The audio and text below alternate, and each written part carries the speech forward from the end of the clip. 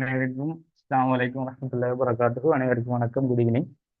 கொஞ்சம் பேசுறது கொஞ்சம் கேட்குதுண்டு, கொஞ்சம் கிளியர் பண்ணி கொள்ளுங்க, சரியா? சரி.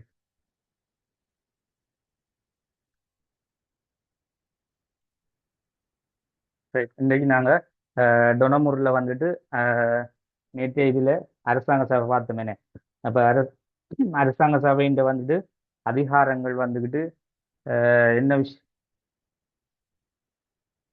சரி. அரசாங்க சபையோட அறிமுகம் பார்த்தோமேனே. அப்போ அறிமுகத்தில் வந்துக்கிட்டு அரசாங்க சபை கொண்டு வரப்பட்ட மிக்க காரணம், அதில் கட்டமைப்பு எல்லாம் நாங்கள் நேற்றைய வகுப்பில் பார்த்துருந்தோம், சரியா? என்ன விஷயம் வேண்டா, தொடரச்ச கிளாஸுக்கு வந்தால் தான் இந்த பகுதிகள் கொஞ்சம் பூரணமாக விளங்கும், சரியா? சரி. அப்போ இதில் வந்துக்கிட்டு அந்த கட்டமைப்பு வந்துக்கிட்டு நாங்கள் நேற்று பார்த்தோம். அரசாங்க சபை வந்துட்டு 61 பேர் என்று பார்த்தோம். அதில் சின்ன சின்ன சேஞ்ச் ஒன்று பண்ண சொல்லி எல்லாம் சொல்லியிருந்தேன். அதில் வந்துக்கிட்டு இரண்டு மூன்று வகையாக நாங்கள் உடைச்சி அதில் காரியதரிசி என்று 3 பேரும், அதே போல நியமனம் என்று போட்டு 8 பேரும், அதே போல தேர்தல் மூலம் வந்துக்கிட்டு மொத்தம் 50 பேர் என்று பார்த்தோம்.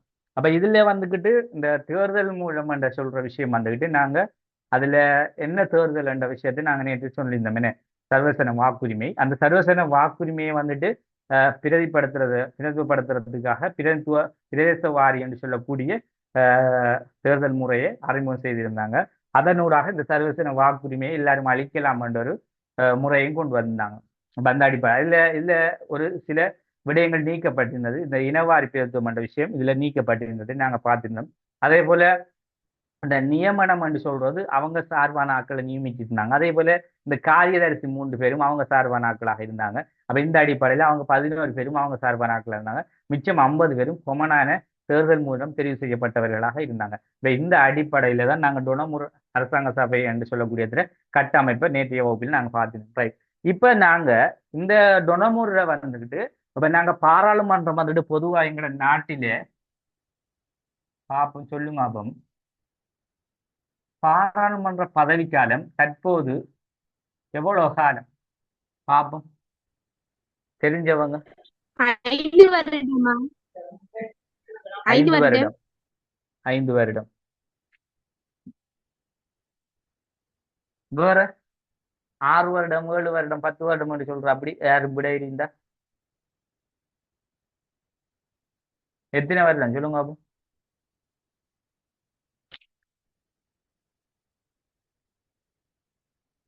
இப்ப பாராளுமன்றத்தை பதவிக்காலம் 5 வருடம் என்று சொல்லியிருக்கா. வேற இது வராது, இல்ல ஒரு 4 வருடம் இல்ல 6 வருடம் என்று சொல்லுவாங்க.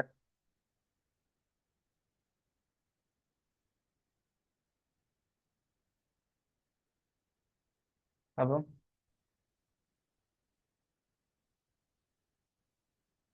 ரைட், 5 வருடம் வருடம், சரியா? இப்ப இதுல வந்துகிட்டு ஜனாதிபதி வந்துகிட்டு சில டைம் இல்ல அதை 6 வருடமா இருந்து திரும்ப 5 வருடங்களாக மாற்றப்பட்டிருக்கு. அதுகளில் சில சில சேஞ்சுகள் வரும். ஆனா பாராளுமன்றத்துல பதவிக்காலம் 5 வருடங்களாக இருக்கும், சரியா? ரைட். அந்த அடிப்படையில 5 வருட காலப்பகுதிக்குள் பின்வரும் சந்தர்ப்பங்களில் அரசாங்க சபை கலைக்கப்படலாம். இப்ப இங்கேயும் வந்துட்டு அரசாங்க சபை வந்துட்டு டொனமுல்ல வந்துட்டு 5 வருடங்களாக கொண்டு வரப்பட்டது. ஏன் அது 5 வருடங்களாக கொண்டு வரப்பட்டது?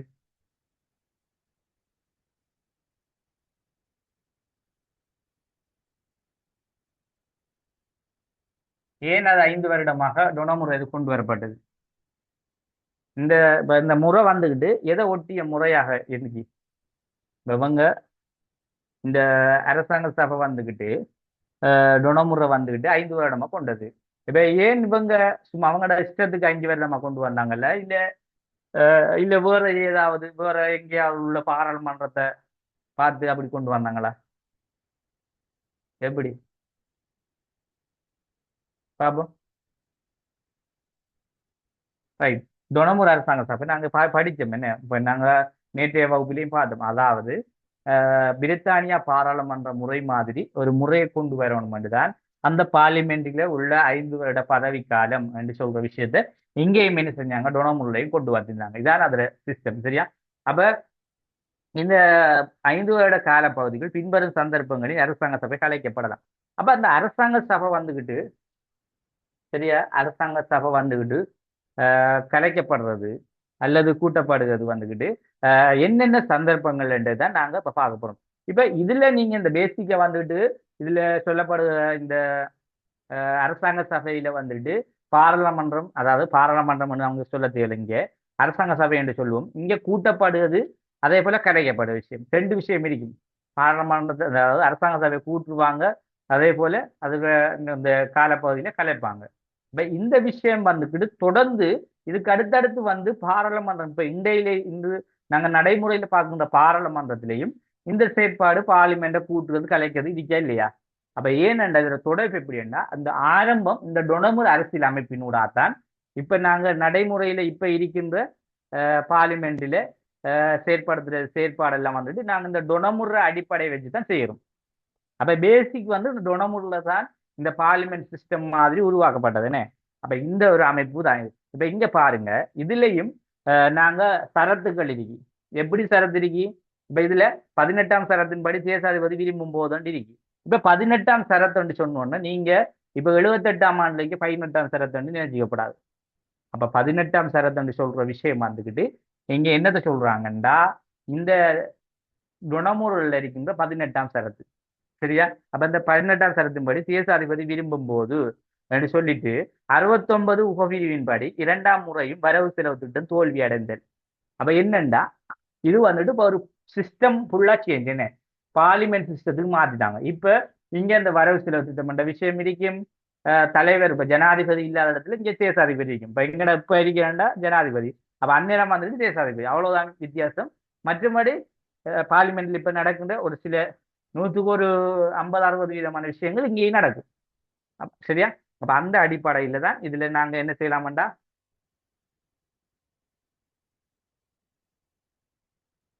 இந்த அடிப்படை, அதாவது இங்க சொல்லப்படுற டொனமுறை அரசியல் அமைப்பு 18ஆம் சரத்தின்படி தேசாதிபதி விரும்பும் போது, அப்ப தேசாதிபதி விரும்புகின்ற போது, ஏன் அவர் தலைவர்னே, அப்ப அவருடைய அதிகாரம் வந்துகிட்டு எங்க கொஞ்சம் கூட்டப்பட்டிருந்தது.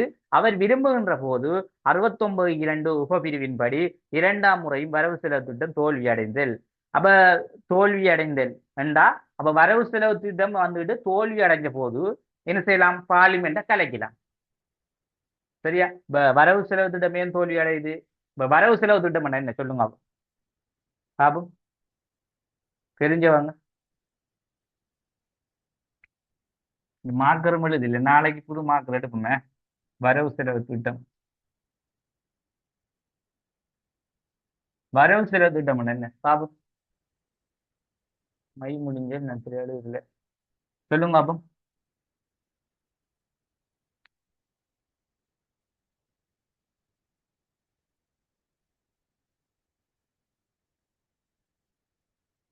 சொல்லுங்க பாபு.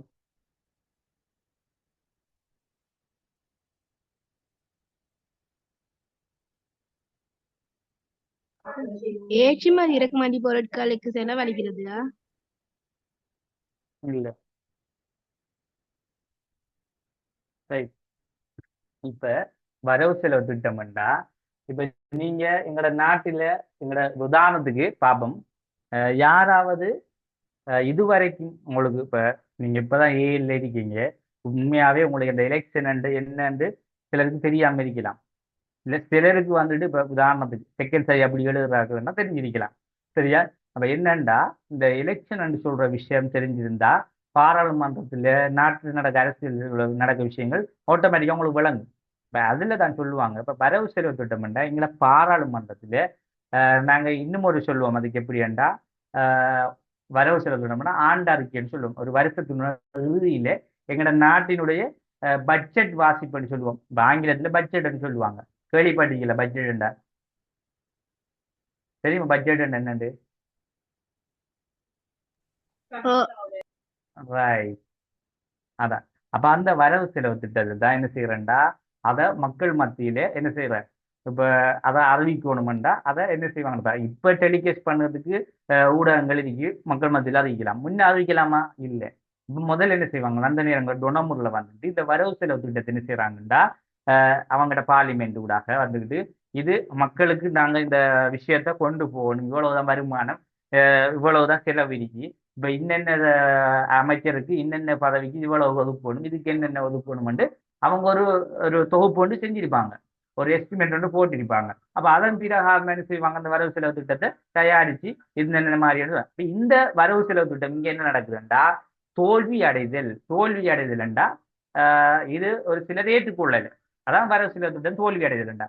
இப்ப பார்லிமெண்ட்ல வந்துட்டு 61 பேர் இருந்தா இந்த 61 பேர்ல ஒரு 20 பேர் இதை ஏற்றுக்கொள்றாங்க அந்த வரவு செலவு திட்டத்தை, மிச்சம் 41 பேர் ஏற்றுக்கொள்ளலையாமண்டா இது தோல்வி. அப்ப பட்ஜெட்னு சொல்ற விஷயத்த வந்துட்டு எல்லாருமே என்ன செய்யணும், எல்லாருக்கும் ஏற்றுக்கொள்ளக்கூடிய மாதிரி இருந்தா தான் மக்களுக்கு அது போய் சென்றடையும். அப்ப அதால தான் என்ன செஞ்சாங்க, இங்க இந்த விஷயம் தோல்வி அடைஞ்சதனூடாக என்ன நடக்குது, தொடர்ந்து வரவு செலவு திட்ட சமர்ப்பிக்கப்பட்டு அது 3 மாதங்களுக்கு மேல் அரசாங்க சபையில் நிறைவேற்றாது இருத்தல். அப்ப அது வந்துட்டு 3 மாதங்களுக்கு, அதாவது அரசாங்க சபையில் நிறைவேற்றாது இருந்தால், அப்ப நல்ல விளங்கணும். நீங்க பொலிட்டிக்கல் படிக்க விஷயத்துல மிக முக்கியமானது நான் நேற்று குடிச்சலும் யாப், இதை நீங்க இன்வெஸ்ட் பண்ணி படிச்சா மட்டும்தான் இதுல எல்லாம் பலங்க இருக்கு. இந்த வரவு செலவு திட்டம் இதெல்லாம் வந்து இன்ட்ரெஸ்டான சப்ஜெக்ட். இதெல்லாம் கேள்வியில் தொடர்ந்து வர இந்த தேர்தல் முறை, அதே போல மாகாண சபைகள் வந்து பிரிக்கப்படுற விஷயங்கள், இதெல்லாம் தொடர்ச்சியான விஷயங்கள் கேள்வியில வாருது. சரியா? அப்ப இது என்னன்னா நீங்க இன்ட்ரெஸ்டா கொஞ்சம் கேட்கணும். இதுல வரவு செலவு திட்டம் வந்துட்டு 3 மாதங்களுக்கு வந்துட்டு அரசாங்க சபையில சமர்ப்பிக்கப்படாது. என்னத்துக்கு அதில் நாங்க சொல்றோம்டா, இந்த தேசாதிபதி தானே அவர் வந்துட்டு தான் விரும்புகின்ற போது என்ன செய்யலாம், அரசாங்க சபை, அதாவது தற்போது எங்கட நாட்டில் இருக்க பாராளுமன்றத்தை சொல்லலாம். அப்ப அந்த அரசாங்க சபை, அன்னரம் உள்ள அந்த அரசாங்க சபையை கலைக்கிறதுக்கு அவரால் முடியும்னு சொன்னா, ஏன் அவர் அப்படி கலைக்கலாம்டா அதுக்குரிய விடயங்கள் தானே சொல்லப்படுது. நல்லா கேட்டுக்கணும். பாராளுமன்றத்தை அந்த அரசாங்க சபையை தேசாதிபதி விரும்புகின்ற போது கலைக்கலாம்டா அதுக்கு ஒரு சில நிபந்தனை இருக்கு. அப்ப விரும்புகின்ற போதுண்டா அவர் விரும்பின மாதிரி கலைக்கல. அப்ப அது ஏன் அவர் கலைக்கலாம்டா, எந்த சந்தர்ப்பத்தில் கலைக்கலாம்டா, இந்த வரவு செலவு திட்டம் என்று சொல்ற விஷயம் தோல்வி அடைந்த வரவு செலவு திட்டம் 3 மாத காலங்களுக்கு அரசாங்க சபைக்குள்ள வந்துடணும், கொண்டு வந்துடும், திருத்தி அமைச்சு அந்த வரவு செலவு திட்டத்தை என்ன செய்யணும், 3 மாதத்துக்குள்ள கொண்டு வரணும். அவ்வாறு கொண்டு வரவில்லை என்றால் என்ன, அது இந்த தேசாதிபதியால பாராளுமன்றம் கலைக்கப்படும். அதாவது எந்த வித இதுவும் இல்லாம தேசாதிபதி என்ன செய்வார், அவங்க கொண்டு வரலையாமன்னா உடனே பார்லிமெண்ட்டை கலைச்சுப்பார். இதான அந்த சிஸ்டம். அப்ப இந்த அடிப்படையில தான் இங்கே சொல்லப்படுகின்ற வரவு செலவு திட்டம் சமர்ப்பிக்கப்பட்டு 3 மாதங்களுக்கு மேல் அரசாங்க சபையில் நிறைவேற்ற இருந்தால், அப்ப அந்த வரவு செலவு திட்டம் சமர்ப்பிக்கப்பட்டது, ஆனா தோல்வி அடைஞ்சிச்சு. ஆனா அது என்ன, அரசாங்க சபையால நிறைவேற்றப்படலை. ஏன் அது தோல்வி அடைஞ்சிட்டு, அப்ப அது திருத்தம் செய்ய வேண்டியிருக்கு. அப்ப இன்னும் அது திருத்தப்படாம இன்னும் நிறைவேற்றப்படாம இருந்துட்டா அடுத்த பாயிண்ட்ஸை பாருங்க, அமைச்சரவைக்கு எதிராக நம்பிக்கையில்லா பிரேரணை ஒன்று கொண்டு வந்து நிறைவேற்றுவதன் மூலம் அப்ப தொடர்ந்து சொல்லப்படுது. அப்ப இவர் இந்த தேசாதிபதி என்ன செய்யலாம்டா, இந்த அரசாங்க சபையை விரும்புற போது கலைக்கலாம். அப்ப தொடர்ந்து இந்த சொல்ற விஷயத்த தொடர்ந்து வாய்ச்சி வரணும். நீங்க தொடர்ந்து அந்த பாயிண்ட்ஸா பார்த்துட்டு வந்தா உங்களுக்கு பூரணமாக எப்படி இதை கலைக்கிறேன்னு. அப்ப என்ன நடக்குது, அப்ப நம்பிக்கை இல்லை பிரேரணை கொண்டு வரணும். நம்பிக்கை இல்லா தீர்மானம்டா இதெல்லாம் நீங்க 72 78 பூரணமா படிக்கலாம். என்னடா நம்பிக்கை இல்லா தீர்மானம், அப்ப நம்பிக்கை இல்லா தீர்மானம்டா கொண்டு வரப்பட்ட வரவு செலவு திட்டம் இருக்கு தானே, அப்ப இதுக்கு எதிராக நாங்க ஒரு தீர்மானத்தை கொண்டு வரோம். அந்த தீர்மானம் எப்படி என்றா, இதை நாங்க தொடர்ந்து ஏற்றுக்கொள்ளலாமா ஏற்றுக்கொள்ள இல்லாதன்றதை ஒரு இது ஏற்றுக்கொள்ள இல்லாண்ட என்ன செய்வாங்கன்னா, அந்த நம்பிக்கையில தீர்மானத்தை கொஞ்சம் பேர் கொடுத்தாங்கன்னா அதை பரிசீலனை செய்வாங்க. அதைத்தான் சொல்றாங்க, அமைச்சரவைக்கு எதிராக ஒரு நம்பிக்கையில்லா பிரேரணை கொண்டு வர. இப்ப அமைச்சரவை தானே இதை ஏற்றுக்கொள்ளணும். இப்ப அமைச்சரவையினூடாக தானே, இப்ப உதாரணமா இது எந்த அமைச்சு கொண்டு வருது முதலாவது என்று பார்க்க, எந்த அமைச்சு, நிதி அமைச்சு கொண்டு வரும். அப்ப இந்த நிதி அமைச்சு கொண்டு வர இந்த வரவு செலவு திட்டத்தை தோல்வி அடைஞ்சிது, இது ஏற்றுக்கொள்ள இல்லை, இதுல குறைபாடு இருக்கு, மக்களுக்கு இது இல்லையண்டா இது தோல்வி அடைஞ்சிது. அப்ப அதை என்ன செய்வாங்கண்டா, அந்த தோல்வி அடைஞ்ச அந்த வரவு செலவு திட்டத்தை திரும்ப அதை ஏற்றுக்கொள்றதுக்கு ஒரு 3 மாச அவகாசம் கொடுப்பாங்க. அப்ப அந்த 3 மாச அவகாசம் கொடுத்து அதை திருத்தம் செஞ்சு திரும்ப அதை கொண்டு வரலாம்னு பார்த்தா அது திரும்ப அது எந்தவித சேஞ்சும் இல்லாம இருந்தா அதை அரசாங்கம் என்ன செய்யலாம், அதை நிறைவேற்ற மாட்டாங்க. அப்ப நிறைவேற்றாம இருந்தா அது திருத்தமே இருந்தா நிறைவேற்றப்படலை. அதுக்காக என்ன செய்வாங்க, அதுக்கு எதிராக நிறைவேற்றப்படலை என்றா அமைச்சர் திரும்ப சொல்றாங்க பாருங்க, அமைச்சரவைக்கு எதிராக நம்பிக்கையில்லா பிரேரணை கொண்டு வந்து நிறைவேற்றுவதன் மூலம் அப்ப நம்பிக்கை இல்லா பிரேரணை ஒன்றை கொண்டு வந்து அதை நிறைவேற்றலாம். அப்ப நம்பிக்கை இல்லா பிரேரணை எப்படி அது வந்துட்டு அந்த இவங்க வந்துட்டு என்ன செய்றாங்க, இதுக்கு எதிராக இந்த முடிவு எடுக்காங்கல்ல. அப்ப நாங்க இதுக்கு ஒரு நம்பிக்கை இல்லா தீர்மானத்தை கொண்டு வந்து இதுக்கு ஒரு முடிவு எடுக்கிறதுக்கு ஏற்பாடு செய்வோம். ரெண்டு தீர்மானத்தை கொண்டு வரோம். கொண்டு வந்து 3 காரியதரிசிகளும் அரசாங்க சபையில் கலந்து கொள்ள முடியும், ஆனால் வாக்களிக்கும் உரிமை இல்லை. அப்ப இந்த வரவு செலவு திட்டத்துக்கு பொறுப்பான ஆட்கள் இங்க யாருண்டா இந்த காரியதரிசி. நல்ல விளங்கி போகணும்.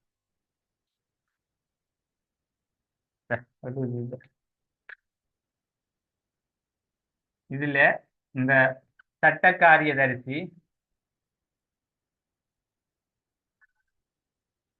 பிரதம காரியதரிசி,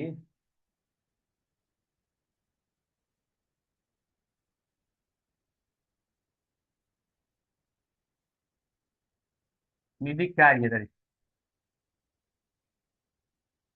இப்ப இந்த வரவு செலவு திட்டம் யாரு தயாரிக்கிறாருன்னா இவர் தான் செய்வார். இருந்தாலும் இவங்க 3 பேரை உதவியும் இல்லாம செய்யல. அவங்க 2 பேர் சேர்ந்தா இதை தயாரிப்பாங்க. அப்ப தயாரிச்சு கொண்டு வந்தா இப்ப இவங்க கொண்டு வந்த இந்த தீர்மானத்துக்கு என்ன செய்யறாங்க, அரசாங்க சபையில இருக்க உறுப்பினர்கள் ஏற்றுக்கொள்றாங்கல்ல. தோல்வி அடைஞ்சு அப்ப தோல்வி அடைஞ்சா திரும்ப என்ன செய்யணும்டா ஒரு நம்பிக்கை இல்ல பிரேரணையை கொண்டு வரணும். யாரு கொண்டு வராங்கடா அவங்க தான் கொண்டு வருவாங்க. யாருக்கு அந்த இது நாங்க என்ன செய்யல கொண்டு வந்ததை அரசாங்க சபையை ஏற்றுக்கொண்டு இதை நிறைவேற்றல என்று ஒரு நம்பிக்கையில்லா தீர்மானத்தை கொண்டு வந்தா இதுக்கு வாக்களிப்பு நடக்கும். சரியா? இதுக்கு வாக்களிப்பு என்று சொல்லக்குள்ள நாங்க முன்ன பார்த்த மாதிரி சொன்னேன்.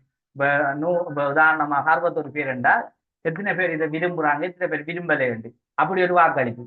அப்ப தோல்வி அங்க அடையுது என்று சொல்லக்கூட ஏற்கனவே நாங்க பார்க்கணும் தானே. இப்ப ஏற்கனவே வாக்களிப்பு என்று சொல்ற விஷயம் இல்லாம கொஞ்சம் பேச்சு மூலம், அதாவது பேச்சு மூலம் வேண்டா இவங்க கொண்டு வந்தத அங்க இருக்கின்ற ஏனைய உறுப்பினர்கள்ட்ட சொல்லுவாங்க. இப்படி நாங்க வரவு செலவு திட்டம் கொண்டு வந்திருக்கோம், இதை ஏற்றுக்கொள்ளணும், என்ன மாதிரி எல்லாருமே ஏற்றுக்கொள்ளலாம்டா. அதுல கூடுதலான ஆள்கள் இதை ஏற்றுக்கொள்ளல இது ஏற்றுக்கொள்ளலான்னு சொன்னாங்கண்டா அப்ப அது தோல்வி தானே. அப்ப அதாலதான் அந்த தோல்வியை அப்படியே ஒப்பந்தம் மாதிரி அப்படி வச்சுக்குவாங்க. அப்ப அந்த தோல்வியை இத தோல்வி அடைஞ்சிட்டா இல்ல திரும்ப ஏற்றுக்கொள்ளலாம்ன்றதுக்கு என்ன செய்வாங்கண்டா அந்த 3 மாச காலம் தவணை கொடுப்பாங்க. அந்த காலத்துக்குள்ள ஒரு நம்பிக்கையில்லா தீர்மானத்தை கொண்டு வந்து ஒரு வாக்கு மாதிரி, அதாவது ஒரு தேர்தல் மாதிரி அதுக்குள்ள நடக்கும். அப்ப அதுல வந்துகிட்டு இப்ப வாயால சொல்றதை விட வாக்களிச்சு என்ன நடக்கும்னா அங்க தீர்மானம் சரியா இருக்கும். அப்ப யாருக்கு விருப்பம் இருக்கு யாருக்கு விருப்பம் இல்லை அதுக்காக அந்த வாக்கெடுப்பு நடக்கும். அதனூடாக என்ன செய்வாங்க இதை ஏற்றுக்கொள்ளலாமான்ற கடைசி முடிவு வரும். அப்ப அதைத்தான் தொடர்ந்து பாருங்க.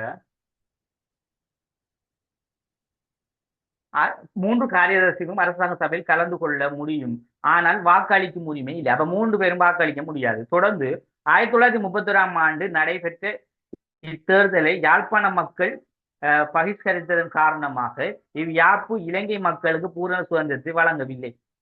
அப்ப பாருங்க, இதுல சொல்லப்படுற விஷயம் என்னன்னா இந்த 1931ஆம் ஆண்டு வந்துட்டு யாழ்ப்பாண மக்களுக்கு வந்துக்கிட்டு இலங்கை பூரணமான இந்த சுதந்திரம் வழங்கலைன்னா இந்த தேர்தல் வந்துக்கிட்டு யாழ்ப்பாண ரீதியான மக்கள் தெரிவு செய்யப்படலை. அவங்களுக்கு அந்த கிடைச்ச வீதம் குறைய. அப்ப அது அவங்களுக்கு திருப்தி இல்லை என்ற ஒரு காரணம் ஒன்று 1931 இருந்தது. அதுக்கு பிறகு என்ன செஞ்சாங்கன்னா 1931 பிறகு 36லயும் ஒரு தேர்தல் ஒன்று நடந்தது. சரியா? 2 தேர்தல் நடந்திருக்கு. சரியா? அப்ப என்ன பிரச்சனைன்னா அவங்க அதுல திருப்தி படலை என்ற காரணம் ஒன்று இருந்துச்சு. அப்ப அதான் சொல்றாங்க 1931ஆம் ஆண்டு நடைபெற்ற இத்தேர்தலை யாழ்ப்பாண மக்கள் பகிஷ்கரித்ததன் காரணம் இவ்யாப்பு இலங்கை மக்களுக்கு பூரண சுதந்திரத்தை வழங்கல. அப்ப இந்த யாப்பு இப்ப கொண்டு வரப்பட்ட யாப்பு இதோட ஏன் இந்த பொய்ச்சு சொல்றாங்கண்டா பூரண சுதந்திரத்தை வழங்கலேண்டா இதுல ஒரு சாரார் இதால திருப்திப்படலை, இந்த யாப்பு பூரணமாக இல்லை என்ற கருத்தை சொல்லி இப்போராட்டத்தில் யாழ்ப்பாண வாலிப காங்கிரஸ் அமைப்பு முன்னின்று நடத்தியது. அப்ப இந்த போராட்டத்தை யாழ்ப்பாண காங்கிரஸ் தான் முன்னின்று நடத்துது அந்த அமைப்பு. அதோடு சேர்ந்து 1934ஆம் ஆண்டு யாழ்ப்பாணத்தில் 4 தொகுதிகள் இத்தேர்தலில் நடைபெற்றது. 1931ஆம் ஆண்டு 2 பெண்கள், 1936ஆம் ஆண்டு 1 பெண் உறுப்பினரும் உறுப்புரிமை பெற்றனர். அப்ப பாருங்க, ஆண்கள் வாலிபர்கள் இதுல தலையிடல, இந்த தேர்தலில் போட்டியிடல, பெண்கள் தான் என்ன செஞ்சாங்க இருந்தாங்க. அதுல 1931 2 பெண்களும் யாழ்ப்பாணம் சார்பாக, 1936 1 பெண்களும் வந்தாங்க. அப்ப இங்க என்ன நடந்துக்கிட்டா இந்த சம்பவம் வந்துக்கிட்டு தொடர்ந்து வந்துக்கிட்டு இவங்க இந்த எலெக்ஷன் ஒன்று நடத்தினாங்க. திரும்ப அவங்களுக்குள்ள ஒரு தேர்தல் மாதிரி ஒன்று நடத்தி அதுல வந்துகிட்டு அந்த தேர்தல்ல முழுமையான அந்த வரவு செலவு திட்டத்துக்கு முழுமையான வாக்கு இங்க அளிக்கப்படலை. அப்ப அதால வந்துட்டு இந்த விஷயம் கைவிடப்பட்டது. எங்கே இந்த தேசாதிபதி வந்துகிட்டு தான் விரும்புகிற டைம்ல செய்யலாம், அதை கலைக்கலாம் என்ற விஷயம் தொடர்ந்து இருந்தது தான். ஆனா அப்ப கலைக்கலாம்டா இப்படி ஒரு சம்பவம் நடந்து இதுல பிரச்சனை கொண்டு இருந்தா என்ன செய்யலாம், அவர் விரும்புற மாதிரி கூட்டெல்லாம் கலைக்கலாம். அப்ப என்ன நடந்துக்கேண்டா, இந்த இதுல அதான் சொல்லுவாங்க, பதவிக்காலம் 5 வருடம், இதுல 18ஆம் சரத்தின்படி தேசாதிபதி விரும்பும் போது என்ன செய்யலாம்டா இதை கலைக்க முடியும். சரியா? அப்ப விரும்பும் போது கலைக்கலாம், விரும்பும் போது கூட்டலாம்டா இந்த பிரச்சனை உண்டு, இந்த வரவு செலவு திட்ட பிரச்சனை உண்டு 1931ஆம் ஆண்டு இந்த அரசியல் அமைப்பில் இடம்பெற்றதன் காரணமாக தொடர்ந்து இந்த பிரச்சனை நீடிச்சு கொண்டே இருந்தது. இந்த வரவு செலவு திட்ட பிரச்சனையை ஏற்றுக்கொள்ளாம இருந்தது. அதே போல இந்த அரசியல் அமைப்பு 1931ஆம் ஆண்டு டொனமுர் அரசியல் அமைப்பும் தொடர்ந்து பேணப்படலை, தொடர்ந்து ஏற்றுக்கொள்ளப்படலை. அதாலதான் இதுக்கு பிறகு 1947 திரும்ப சோல்பெரியா உருவாக காரணம். அதான் ஏனென்றா இதுல ஆரம்பத்துல இருந்தே மக்கள் திருப்திப்படாத வகையில குறைபாடுகள். அதுல முதலாவது வந்துட்டு யாழ்ப்பாண மக்கள் சார்பான பிரச்சனை ஆரம்பத்திலேயே உருவாகுது. காரணம் அவங்களோட சார்பாக பிரதிநிதிகள் சரியான முறையில் கிடைக்காது. அப்ப அந்த அடிப்படையான விஷயங்களும் இந்த சொல்றாங்க. அப்ப இந்த அடிப்படையில தான் இந்த பிரச்சனையை என்ன செய்யறாங்க, ஒரு நம்பிக்கையில்லா தீர்மானத்தை கொண்டு வர்றாங்க. கொண்டு வந்து இதை திரும்ப அந்த உறுப்பினர்கள் மத்தியில ஒரு எலெக்ஷன் ஒன்று நடத்துறாங்க. எலெக்ஷன் ஒன்று நடத்தினாங்க. அதுலேயும் அந்த அதுல வெற்றி அடையல. அதுலேயும் அந்த பிரச்சனை திரும்ப நீடிச்சு திரும்ப 1936 திரும்ப நடந்துச்சு. இப்படி பாராளுமன்றம் கூடுவ கலைகிற ஒரு பிரச்சனைയാണ്. அப்ப இது என்னண்டா வந்துட்டு இந்த அரசாங்க சபையில நடந்த, அதாவது இதனுடைய 5 வருட பதவி காலத்தில் நடந்த சம்பவம் விளங்குதா? அதைத்தான் நாங்க இங்க இந்த அரசாங்க சபையினுடைய கட்டமைப்பின் பதவி காலம் 5 வருடம், இந்த 5 வருட காலத்துல நடந்த சம்பவம் தான் நாங்க என்ன பார்த்தது. சரியா? அப்ப என்ன விஷயம் நடந்திருக்கு இப்ப நாங்க பார்த்த, அதாவது தேசாதிபதி விரும்பும் போது அதாவது பாராளுமன்ற கலைக்க கூட்டுறது, அது ஏன் கலைஞர் கூட்டுறாருன்னா இந்த சம்பவம் தொடர்ந்து நடந்ததால. சரியா? இப்ப இதை நீங்க விளங்கிக்கிட்டா சரி. அடுத்தது இப்ப நான் ஏன் இதை சொல்றேன், அந்த நம்பிக்கையில்லா தீர்மானம், வரவு செலவு திட்டம் எல்லாம் இது தொடர்ந்து 72 78 நாங்க இப்ப நடைமுறையில் இருக்க யாப்பில எல்லாம் வரவு செலவு திட்டம் என்ன, அதே போல நம்பிக்கையில பின்னடைந்த என்ன, இது யாருக்காக செய்யறது, இது எப்படி உருவாக்குறன்றதை நாங்க விரிவா பார்க்கிறோம். அப்ப இதுல ஆரம்ப அடித்தளம் வந்துட்டு இந்த டொனமுல்லா எல்லாமே வரப்பட்டது. ஏன் இது அரசாங்க சபை என்பது பொதுவாக நாங்க சொல்ற ஒரு பாராளுமன்ற முறை மாதிரி. அப்ப அதுல முதல் என்ன விஷயங்கள் இருக்கிறத ஒரு பேசிக்கா சொல்றதுதான் இது. அடுத்தது பாருங்க, இதுல தொழிற்பாடை பத்தி சொல்றாங்க. இப்ப இந்த அரசாங்க சபை என்ன தொழிற்பாடு, அதோட வேலை என்ன, எப்படி அது செயற்படுற, அதோட வேலை என்னமா இருக்கும் என்றுதான் அடுத்த இதுல பாருங்க. அரசாங்க சபைக்கான தேர்தல் நடைபெற்று முடிந்த பின் தேர்தலில் அதிகப்படியான ஆசனங்களை பெற்ற கட்சி அல்லது குழுவினர் தலைவர் சபாநாயகர் தெரிவு செய்யப்படுவார். அப்ப இதுல சபாநாயகர், தலைவர், சபாநாயகர் என்ற பேர் ஒன்று வருது பாருங்க. அப்ப இந்த சபாநாயகர் என்ற பேர் இங்க வரப்பட்டுக்கு இதுக்கு முதல் இருந்ததுல இந்திய சபாநாயகர்ன்றது இல்லை. ஏன் காரணம், ஏன் சபாநாயகர் என்ற விஷயம் வரல என்றா, பாராளுமன்ற முறை என்று ஒன்று இருந்தா அந்த சபாநாயகர் என்ற பேர் வருது.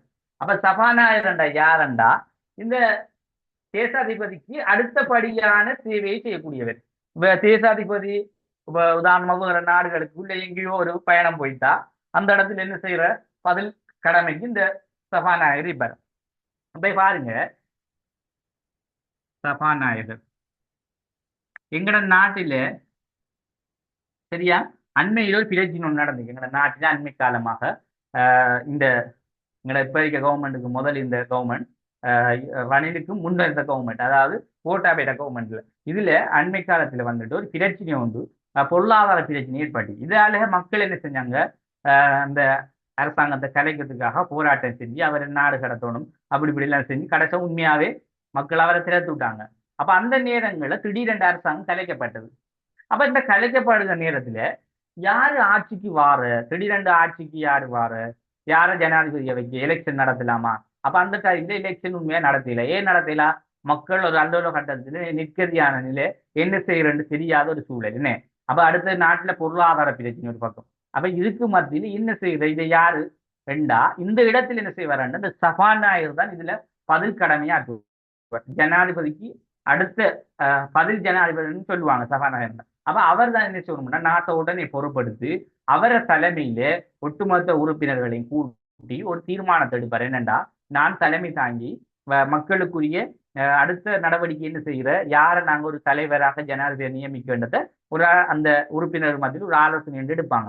எடுத்து அதே கட்சியில இல்லாட்டி மக்கள் யாரை ஆதரிச்சாங்களோ அவர் எடுத்து தலைவரை ஜனாதிபதியாக்கி என்ன செய்வாங்க, உடனே தொடர்ந்து அரசாங்கம் போய் கொண்டு. இப்ப எங்கட நாட்டிலையும் இதே சம்பவம் தான். கோட்டாபே என்ன செஞ்சாரண்ட சடாரண்ட உடனே ரணில் கிட்ட விஷயத்தை கொடுத்து போட்டு அப்ப அவர் எந்த பதவியை ஒரு ஆளுகிட்ட பாரப்படுத்தணும், அதான் ரூல்ஸ்.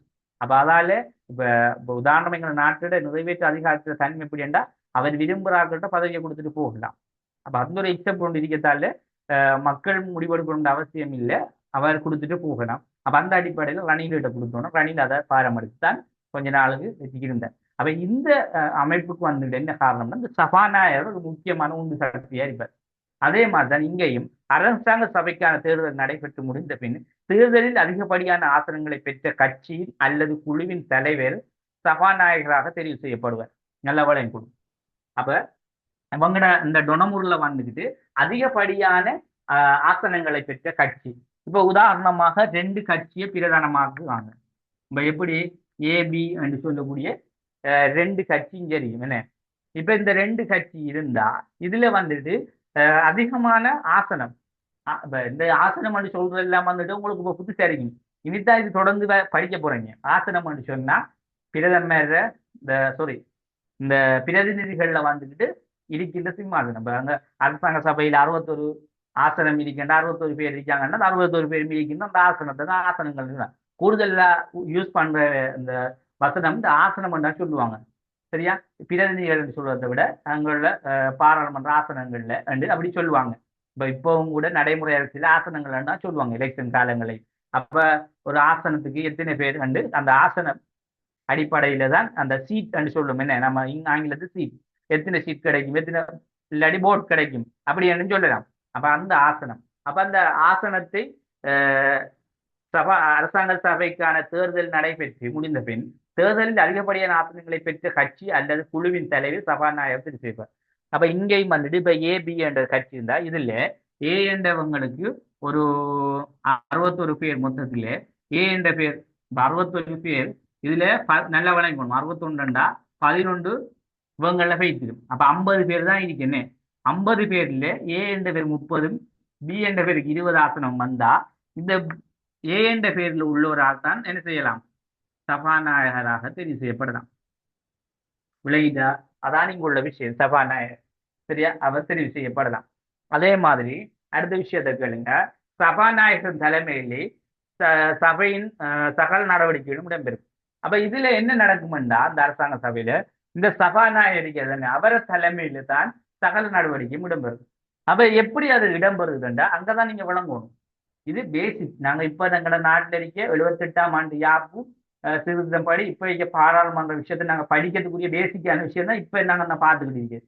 இதை கொண்டுதான் நாங்க அடுத்தது சபாநாயகர் என்ன அடுத்தடுத்து என்ன விரிவா நாங்க படிச்சுட்டே போறோம். இப்ப இங்க நாட்டில் இருக்க அரசியல் படிக்கிறது. அப்ப இதுல சபாநாயகர் இவரை முதல் தேர்ந்தெடுப்பாங்க. சபாநாயகர் அந்த அதிக ஆசனம் எடுத்த கட்சி பக்கம் தலைவராக வருவார்.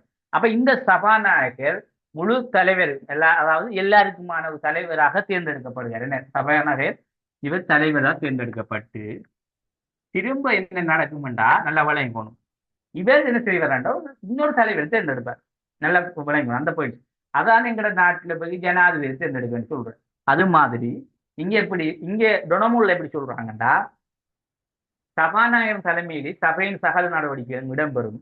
2 வாரங்களுக்கு ஒரு முறை சபை கூடப்பட வேண்டும்.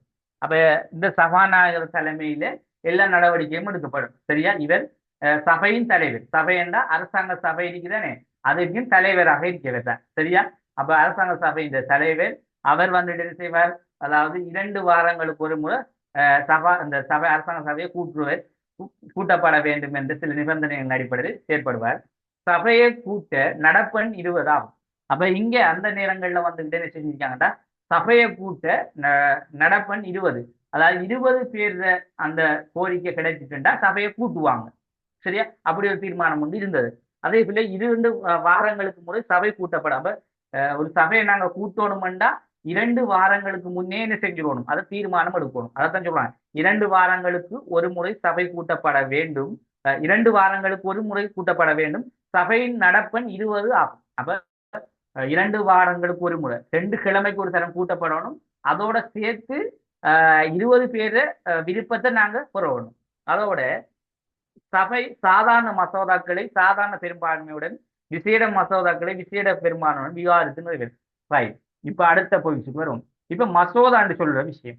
இப்ப நாங்க என்னென்ன பார்க்க பிள்ளைகள், இப்ப இதுக்கு போறதான் தேசாதிபதி என்ற யாரு, தேசாதிபதி எப்படி தேர்ந்தெடுக்கப்படுகிறார், அதே போல தேசாதிபதி யாரால் தேர்ந்தெடுக்கப்படுகிறார், இந்த சபாநாயகர் கூட தேர்ந்தெடுக்கப்பட போறார் என்ற இவர் தான் முதல் தலைவர். சரியா? சபை இதுக்கு தலைவர், சபைக்கு தலைவர் அறிக்கை. தேசாதிபதி முழு இது அரசுக்கு தலைவர் அறிப்பார். விளங்கிட்டா? இப்ப நாங்க ஏற்கனவே எல்லாம் பார்த்தோமே. இப்ப இங்க வந்துகிட்டு நாங்க பார்த்த மாதிரி பிரதமர் என்ற விஷயம் இல்லை. நல்ல வழங்கணும். பிரதமர் என்ற விஷயம் இங்க இல்லை. அப்ப இங்க என்ன இருக்கேன்டா, இந்த சபாநாயகர்ன்றது மறைமுகமா இருக்கு, தலைவர். சரி, அதோட ஜனாதிபதி என்ற விஷயம் இல்லாதல தேசாதிபதி என்ற விஷயம் இருக்கு, அவ்வளவுதான். இப்ப பிரதமர் என்ற விஷயம் எல்லாம் பிறகு பிறகு வந்த இந்த அரசியல் முறைகள்ல வித்தியாசத்தில், உதாரணமாக ஜனாதிபதி அரசாங்க முறை, பாராளுமன்ற அரசாங்க முறை என்று சொல்லப்படுது. அரசாங்க முறை வந்த போறோம் அந்த பிரதமர் ஜனாதிபதி என்றெல்லாம் தனிப்பட வந்தது. இது வந்துகிட்டு அப்பதான் ஆரம்பம். ஒரு பாராளுமன்ற முறை என்ற எப்படி இருக்கணும் என்ற ஒரு ஆரம்ப விடையினா, அதாலதான் நாங்க இந்த விஷயத்த கொஞ்சம் கொஞ்சமாக எப்படி அது வருதுன்றதை நான் விளங்கினேன்.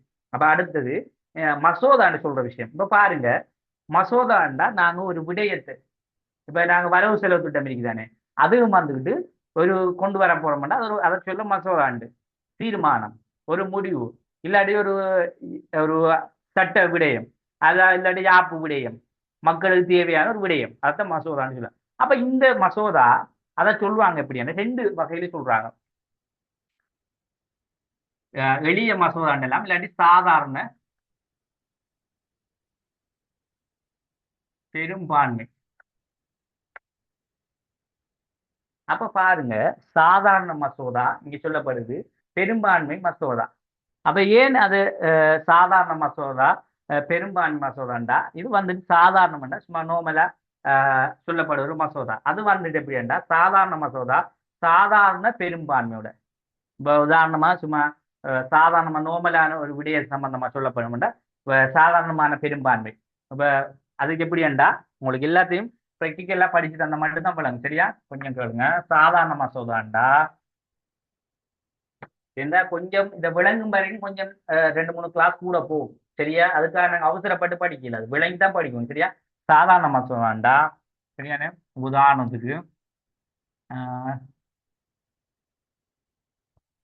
இப்ப ஒரு 50 பேர் தானே, என்ன அந்த இதுல 50 பேர் தான் இருக்காங்க சேர்த்ததில்லை. இந்த 50 பேர்ல இந்த சாதாரணமான ஒரு விடயத்தை கொண்டு வந்தா இந்த 50 பேருக்கு என்ன செய்வாங்க, இது போகும்.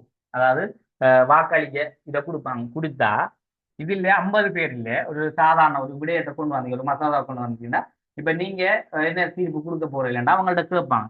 இப்ப இந்த 50 பேர்ல 30 பேர் இல்லாட்டி 35 பேர், 15 பேர் விருப்பம் இல்லை, 35 பேர் சரி என்று ஓகே பண்ணிட்டாங்கன்னா இது வந்துகிட்டு இப்ப சாதாரணமாக அவங்கள்ட்ட கேட்டு எடுக்கின்ற ஒரு முடிவு. அவங்க 35 பேர் மூவ் பண்ணாங்கன்னா அது ஓகே.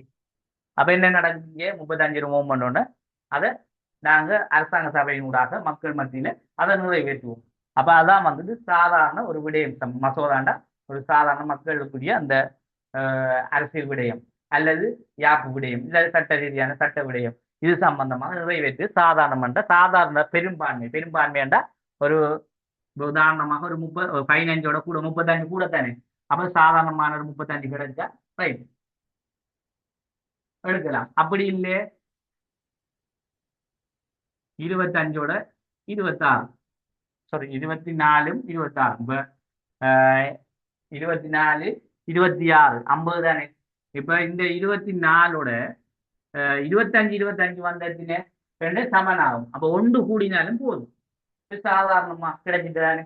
எங்களுக்கு ஒரு ஆள் கூட வந்தாலும் எங்களுக்கு ஓகே, நாங்க ஏற்றுக்கொள்ளலாம் இல்லையா? அப்படி அந்த வாக்கு மூலம் என்ன செய்யறாங்க எடுக்க. இப்ப இது வந்துட்டு துண்டெல்லாம் போட்டு போட் பண்ணிடலாம் இல்லை, கேட்பாங்க எத்தனை பேர் உண்டு, ஒவ்வொரு ஆக்களா என்ன செய்வாங்க, நான் ஏற்றுக்கொள்றேன் செல்லக்குள்ள இப்ப 26 பேர் செல்லி 24 பேர் செல்லி சாதாரணமான பெரும்பான்மைன்னு சொல்லுவாங்க. அதே மாதிரி விசேட மசோதாக்களை விசேட பெரும்பான்மைண்டா விசேடமான ஸ்பெஷலான ஒரு விஷயம் வந்துட்டு அதை எப்படி நான் ஏற்றுக்கொள்றேன்டா அதுக்கு என்ன செய்வாங்கண்டா அது விசேட, இது எளிய. சரியா? இது வெளியே சும்மா சாதாரணமாக ஒரு சின்ன நோமலான விஷயம். இப்ப விசேடமான சில விஷயம் வந்தா, விசேட மசோதாண்டா இதுக்கு என்ன செய்வாங்கண்டா, இந்த 50 பேர்ல அஹ், நல்ல விசேடமான கூட இதால ஏற்றுக்கொள்ளக்கூடிய விஷயம் என்ன. அப்ப இதால கிட்டத்தட்ட ஒரு 5 பேர் 6 பேர் தான் அதை என்ன செய்வாங்க, அவமதிப்பாங்க. மிச்சம் 45 பேர் அதை ஏற்றுக்கொள்வாங்க. அப்ப இது வந்துட்டு விசேட மசோதா, அதாவது விசேட பெரும்பான்மையோட அதிகமான பெரும்பான்மையோட இது ஏற்றுக்கொள்ளப்படும். அப்ப இதுல பெரும்பான்மையோட சொல்ற விஷயம் ஒன்று இதுதானே, அது உங்களுக்கு ஒரு குழப்பம் இருக்கும்.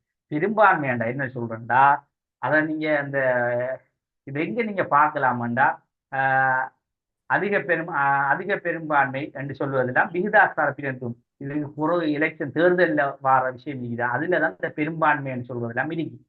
சரியா? கூடுதலா நாங்க அரசியல்ல வந்துட்டு படிக்க போற விஷயம் இந்த எலெக்ஷன்ல வருகின்ற தேர்தல் சார்ந்த விடயங்களோட ஒட்டியே தான் கூடுதலாக இருக்கு. அதுல எப்படி அவர் ஒரு அரசியல்வாதி தெரிவு செய்கிற, எத்தனை வீதாசாரம் அவர் எடுக்கணும், அதே போல அவரை ஓட்டுக்கு எத்தனை போனஸ் கொடுப்பாங்க, கட்சிக்கு எப்படி போனஸ் கொடுப்பாங்க என்றெல்லாம் இந்த அரசியல்ல முக்கியமா நீங்க படிக்கணும்.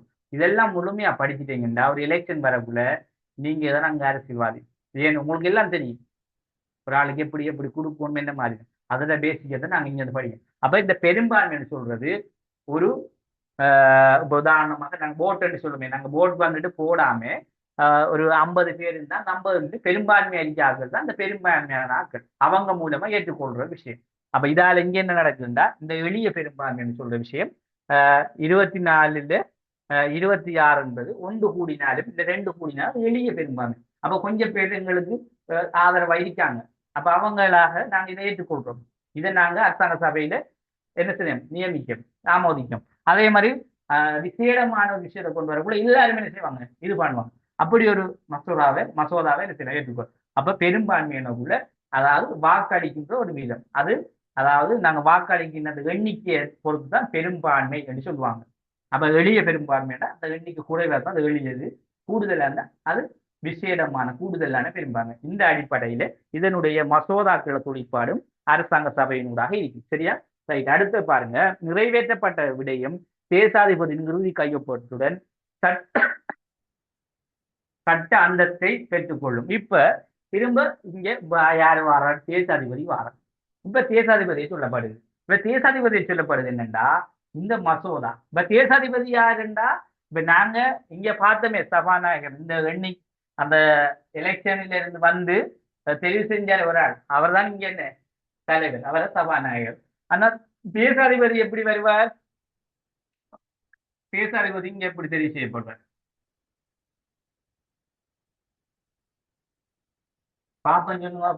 தேசாதிபதி இந்த டொனமூர் ஆப்பிலே எலெக்ஷன் கூட தெரிவு செய்யப்பட்டவரா, இல்ல ஏற்கனவே பிரித்தானியா அந்த செலக்ட் பண்ணி வச்சவரா? பாப்போம். நேற்று நம்ம படிச்சான், சொல்லுங்க பாப்போம்.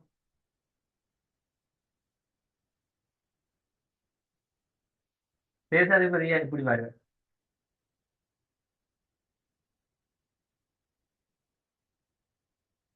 சொல்லுங்களா பாப்போம். தேசாதிபதி எப்படி தெரிவு செய்யப்படுறார்? நாங்க பேசிக்ல இருந்து படிச்சு வாரோம், கோல்ட் குரூப்ல இருந்து தேசாதிபதியை பற்றி சொல்லி வாரோம்.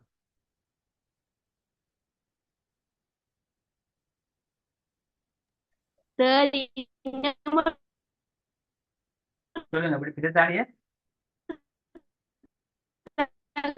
கேள்வி கேட்கல கொஞ்சம் கதைக்கு திரும்ப கேளுங்க என்ன. சார். கேள்வி இன்னமும் கேளுமா? என்ன விஷயம்டா ஜெயனப், அந்த தேசாதிபதி வந்துகிட்டு இந்த டொனமுர் யாப்பிலே எப்படி தெரிவு செய்யப்படுவார்? இல்ல அவர் ரெக்டா நியமனம், அதாவது பிரித்தானியோட நியமனத்துல வருவாரா, இல்ல தேர்தல் இருந்து தெரிவு செய்யப்பட்டு வாரவரா தேசாதிபதி? தேர்தல் தெரிவு செய்யப்பட்டுவார். என்னதால தேர்தல் மூலம் தெரிவு செய்யப்பட்டுவார். நிர்வா மூலம், தேர்தல் மூலம். தேர்தல் மூலம் தேர்தல் மூலம் தெரிவு செய்யப்படுவார் சொல்றேன். ரைட். வேற யாரும் தேர்தல் மூலம் தான் தெரிவு செய்யப்படுறதுனால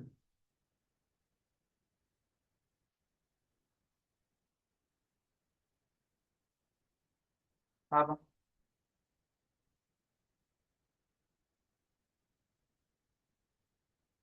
அப்ப நாங்க இந்த 3 காரியதர்சி என்று போட்டு பார்த்தோம் என்ன. அந்த 3 காரியதரிசியும் தேர்தல் மூலம் தெரிவு செய்யப்பட்டாங்களா?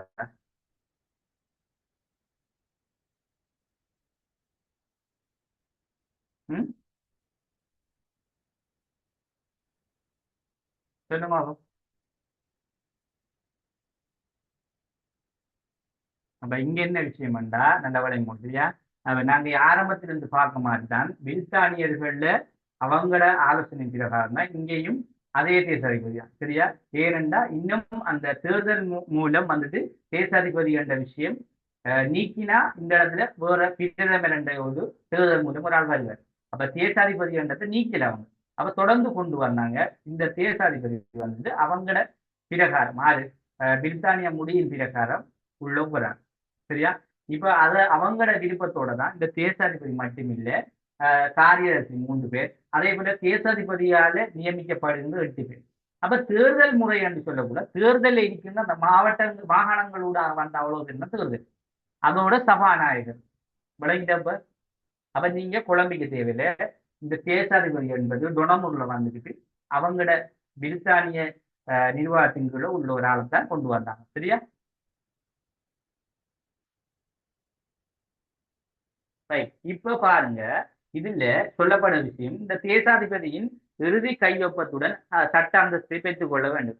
அப்ப அந்த சட்ட அந்தஸ்தை யார இறுதி ஒப்பம் எடுக்கணும்டா இந்த தேசாதிபதி. ஏன் அவர் இங்க சபாநாயகர் வந்துட்டு தலைவர் என்று சொல்லப்படுது. அப்ப இவர் யாருக்கு தலைவர்ண்டா இந்த இங்க இருக்காங்களே யாரு உறுப்பினர்கள் 50 உறுப்பினர்கள், இவங்களுக்கு தான் இவர் தலைவர். அப்ப இந்த 50 உறுப்பினர்கள் தேர்தல் மூலமாக அங்க உள்வாங்க வந்தவங்க எங்கே அரசாங்க சபைக்கு. அந்த அரசாங்க சபையில வந்த இந்த 50 பேர்ல 49 பேர் ஆவாங்க என்ன சபாநாயகர் வந்தா அவங்களுக்கு தான் இவர் தலைவர், சரியா? அப்ப இதால இங்க என்ன விஷயம்டா, இந்த சபாநாயகர் வந்துட்டு இதுல வந்துட்டு எந்த கட்சியில இருந்து ஈடுபடுகிறாரோ கூடுதல் அறியா அந்த கட்சியில இருந்து தலைவராகி பொதுவா வந்துட்டு இந்த அரசாங்க சபையில் இருக்கிற உறுப்பினர்களுக்கு தலைவராக வருவார், சரியா? தலைவராக வந்து ஆனா அவர் தான் என்ன இந்த அரசாங்க சபையை கூட்டுறது கலைக்கிறது, இதுல யாரு வர போறேன்னு அவர் பார்ப்பார். ஆனா இங்க இந்த தேசாதிபதி வந்துகிட்டு மெயினாக ஒரு இடத்தை உதாரணமாக நாங்க இதுல என்ன பாராளுமன்ற அரசாங்க முறையில் நாங்க பார்த்தோமே நாம நிர்வாகியாக ஜனாதிபதி இருந்தார். ஆனா இறுதி முடிவு ஜனாதிபதி தான் என்ன செய்யணும் எடுக்கணும் இருக்கா இல்லையா? அதே செக்ஷன் தான் இங்கே. அப்ப தேசாதிபதி ஒரு நாம இதா இருப்பார். ஆனா என்ன இதென்றாலும் முடிவு இவங்க எல்லாருமா செஞ்சு அவர்கிட்ட தான் கடைசி முடிவு ஃபைனல் பண்ணணும். அந்த சிஸ்டம் வந்து இருந்துச்சு, சரியா? போலீங்களா? இதுல ஏதாவது டவுட் இருக்கா? நிஷா ஏதாவது டவுட் இருக்கா கேட்கணுமா? சரிங்க, உங்களுக்கு ஏதாவது டவுட் இருக்கா? ரைட். அடுத்தது நான் சொல்லுங்க. சபாநாயகர்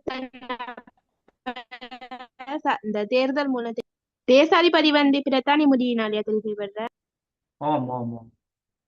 இங்க வந்துகிட்டு டொனமுறை பொறுத்த அளவில் அதே மாதிரி தான் தெரிவு செய்யப்படும். நாங்கள் ஏற்கனவே தெரிவு செஞ்சு அவங்க நியமிச்சு வந்தாங்க. அதே மாதிரி இங்கேயும் தேசாதிபதியை அவங்க தான் நியமிப்பாங்க, சரியா? மறைமுகமான நியமனம். அதே மாதிரி காரியதர்சி 3 அவங்க தான் நியமிப்பாங்க. அதே மாதிரி தேசாதிபதி அவர் விரும்புகிற அந்த 8 நியமனத்தை கொடுப்பார் 8 பேருக்கு, சரியா? மற்றதெல்லாம் தேர்தல் மூலமா நடக்குது. இப்ப தேர்தல் மூலமா நடக்கிறதுல தான் நான் சொல்ற அந்த சபாநாயகர் தலைவராகும். அப்ப தேர்தல் மூலமா வாராக்கள் எங்க இருக்கணும்? உறுப்பினர்களா அரசாங்க சபையிலான இருக்கணும். அப்ப அந்த அரசாங்க சபையை தலைமை தாங்கணும் யாருண்டா இந்த சபாநாயகர். அப்ப இவங்களுக்கு எல்லாம் ஒரு தலைவராக இருப்பார். இந்த காரியதரிசி அவங்க எல்லாம் வந்து அவங்களுக்குரிய பதவியாக இருந்தாலும் அந்த அரசாங்க சபையை கொண்டு வழி நடாத்துறதுக்கு ஒரு தலைவர் தேவை தானே, அவர் தான் சபாநாயகராக இருப்பார். ஆனா இதுக்கெல்லாம் தலைவர் வந்துட்டு இப்ப எல்லாத்துக்கும் மட்டும் மொத்தமா ஒரு தலைவர் ஒன்று இருப்பாரு.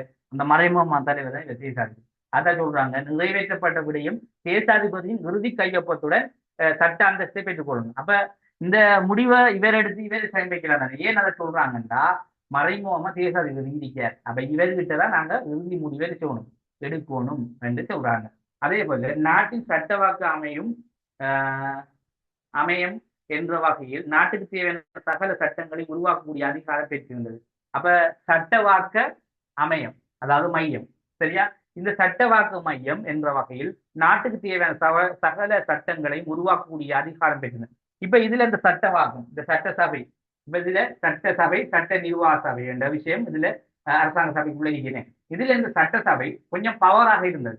எப்படி என்றால் நாட்டுக்கு தேவையான சட்டங்களை எல்லாம் சட்டசபை தான் என்ன செய்யும், எல்லா முடிவுகளையும் எப்படி எப்படி சட்டத்தை கொண்டு வரணும், எப்படி அந்த சட்டத்தை எப்படி உருவாக்கி எப்படி அதை சட்ட நிர்வாக சபை கொடுத்து அதை செயற்படுத்துற இந்த சிஸ்டம் எல்லாம் சட்டசபையோட தான் நடக்கும். அப்ப சட்டசபை வந்துட்டு அதான் சொல்லுவாங்க, சட்ட வாக்கு மையம் என்ற வகையில் நாட்டுக்கு தேவையான சகல சட்டங்களை உருவாக்கக்கூடியதாக அதிகாரம் பெற்றிருந்தது. அப்ப இந்த அரசாங்க சபை வந்துட்டு ரெண்ட உள்வாங்கி இருந்தது. ஒன்று சட்டசபை, சட்ட நிர்வாக சபை அதுக்குள்ள இருந்ததால அவங்க ஒரு பவர் வந்துட்டு இந்த அரசாங்க சபையை பொறுத்தளவில் சட்டசபை சட்டத்தை மெயின்டைன் பண்ணுவாங்க, சட்ட நிர்வாக சபை அந்த சட்டத்தை நிறைவேற்றுவாங்க. இந்த ஒரு பவரான ஒரு அரசாங்க சபையாக இந்த அரசாங்க சபை இருந்ததை நாங்க பார்க்கலாம். இப்ப பாருங்க அரசாங்க சபைக்கு இருந்த அதிகாரங்கள்.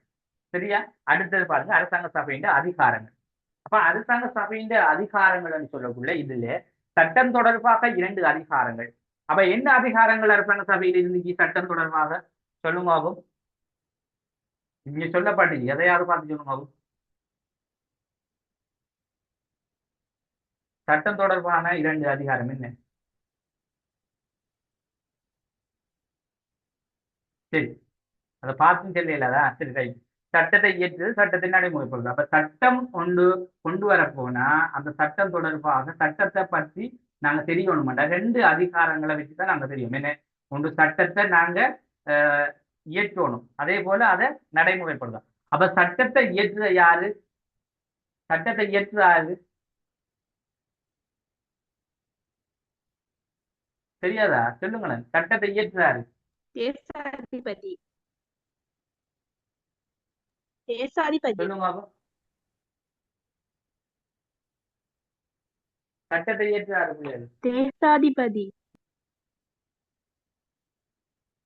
முதல் என்னென்று விளங்குங்க. சரியா, அங்க சொல்லப்படுது சட்டம் தொடர்பான 2 அதிகாரம். சரியா, சட்டத்தை இயற்று சட்டத்தை நடைமுறைப்படுத்து.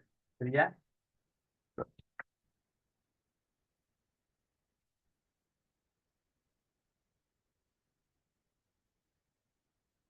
சட்டத்தை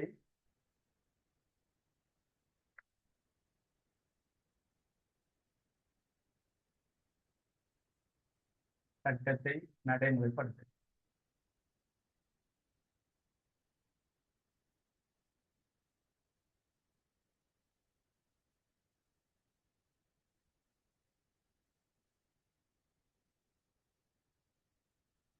நடி பாருங்க. இப்ப சட்டத்தை இயற்றுதல், சட்டத்தை நடைமுறைப்படுத்த. அப்ப சட்டம் தொடர்பாக சட்டத்துக்கு கொடுக்கப்பட்ட 2 அதிகாரம் இருக்கின்றன. சட்டம் என்ன செய்யும்?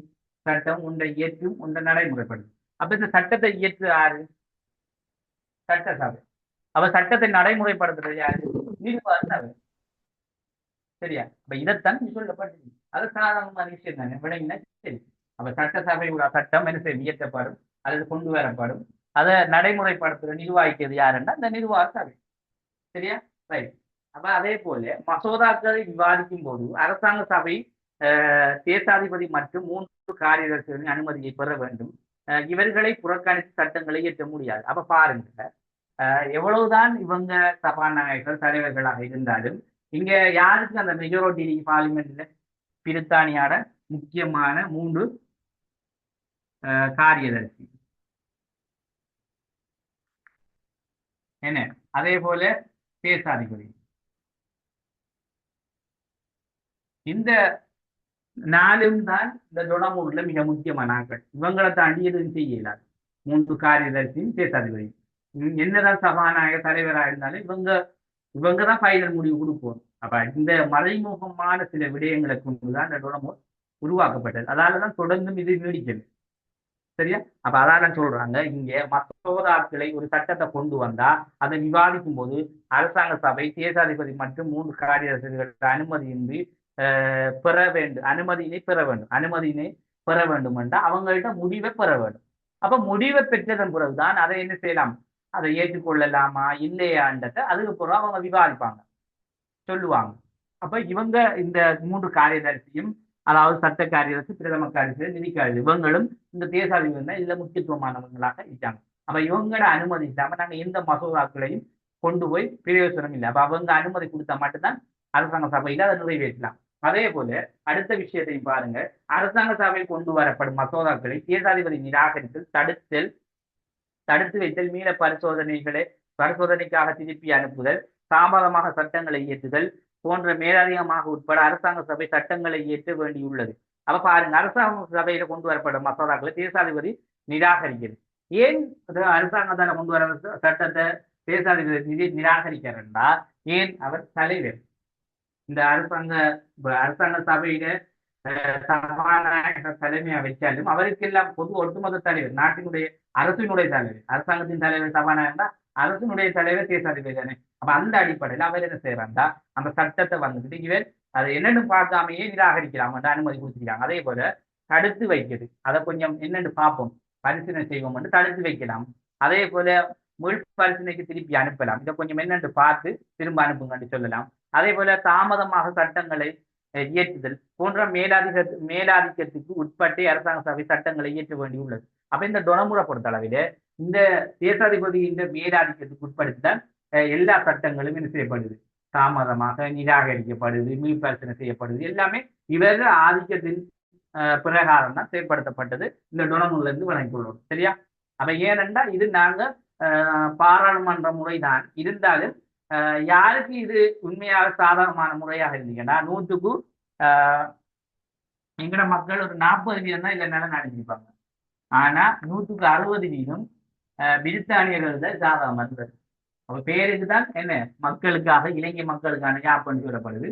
ஆனா இதுல கூடுதலான விஷயம் பிரித்தானியரை பக்கம் தான் இருக்கு. அப்ப இலங்கை மக்களுக்கு சொல்லக்கூட அந்த ஒரு தேர்தலில் ஈடுபட்ட அந்த 50 பேர் தான் இருக்கு. அதுல இன்னும் ஒரு பிரச்சனையும் இல்லை. ஆனா முழு பலமும் அவங்களோட கையில தான் இதுல இருந்தது. சரியா? ரைட். அடுத்ததை பாருங்க. இங்கிலாந்து தொடர்பாக வெளிநாட்டு விடயங்கள் தொடர்பான கலந்துரையாட அரசாங்க சபைக்கு அதிகாரம் இல்லை. அப்ப இங்கிலாந்து, அப்ப இவங்களோட மெயின் இது என்ன, மெயின் யாரு? பிரிட்டிஷ். அப்ப இந்த பிரிட்டிஷ் கவர்மெண்ட்டை பத்தி இங்க பேச்செல்லாம் தரப்படாது, அப்படி ரூல்ஸ் கொடுத்துட்டாங்க. அப்ப என்ன சொல்றாங்கன்னா, இங்கிலாந்து தொடர்பாக வெளிநாட்டு விடயங்கள் தொடர்பாக கலந்துரையாட அரசாங்க சபைக்கு அதிகாரம் இல்லை. அப்ப இந்த அரசாங்க சபையிலே அதிகமான இலங்கை சார்ந்த உறுப்பினர்கள் இருந்தாங்க. அப்ப இவங்க எல்லாம் வந்துட்டு அங்குள்ள விஷயத்தை கொண்டு இங்க வாரது, இங்குள்ள தாங்க என்ற விஷயம் எல்லாம் பிரிக்காம இங்குள்ள நாட்டில் உள்ள விஷயத்தை மட்டும்தான் கதைக்குது. அப்ப இதெல்லாம் அவங்க போட்ட கட்டுப்பாடுகள். அதே போல பாருங்க, இங்கிலாந்து முடி தான் விரும்பும் விடயங்கள் தொடர்பில் அரசாங்க சபை ஊடாக சட்டம் இயற்ற முடியும். எப்படி விஷயம்? இதான் மிக முக்கியமான பாயிண்ட், நல்லா விளங்கணும். இப்ப இங்கிலாந்து முடி யாரு? பிரித்தானியா முடி, பிரித்தானியாட மன்னன். என்ன? பிரித்தானியா மன்னன். இந்த முடி என்ன செய்வாருண்டா, அவருக்கு ஏதாவது சட்டம் ஒன்று எங்களோட நாட்டுக்கு கொண்டு வரணும் நினைச்சா அவர் ரெக்டாவே தேசாதிபதி ஊடாக கொண்டு வருவார். அப்ப இந்த ஒரு சிஸ்டத்தை இந்த டொனமுறை யாப்பின் பிரகாரம் சட்டத்தில சொல்லப்படுது. இப்ப நாங்க வாசிக்க என்ன சொல்ற விஷயம் எல்லாம் நல்லா விளைக்கணும்.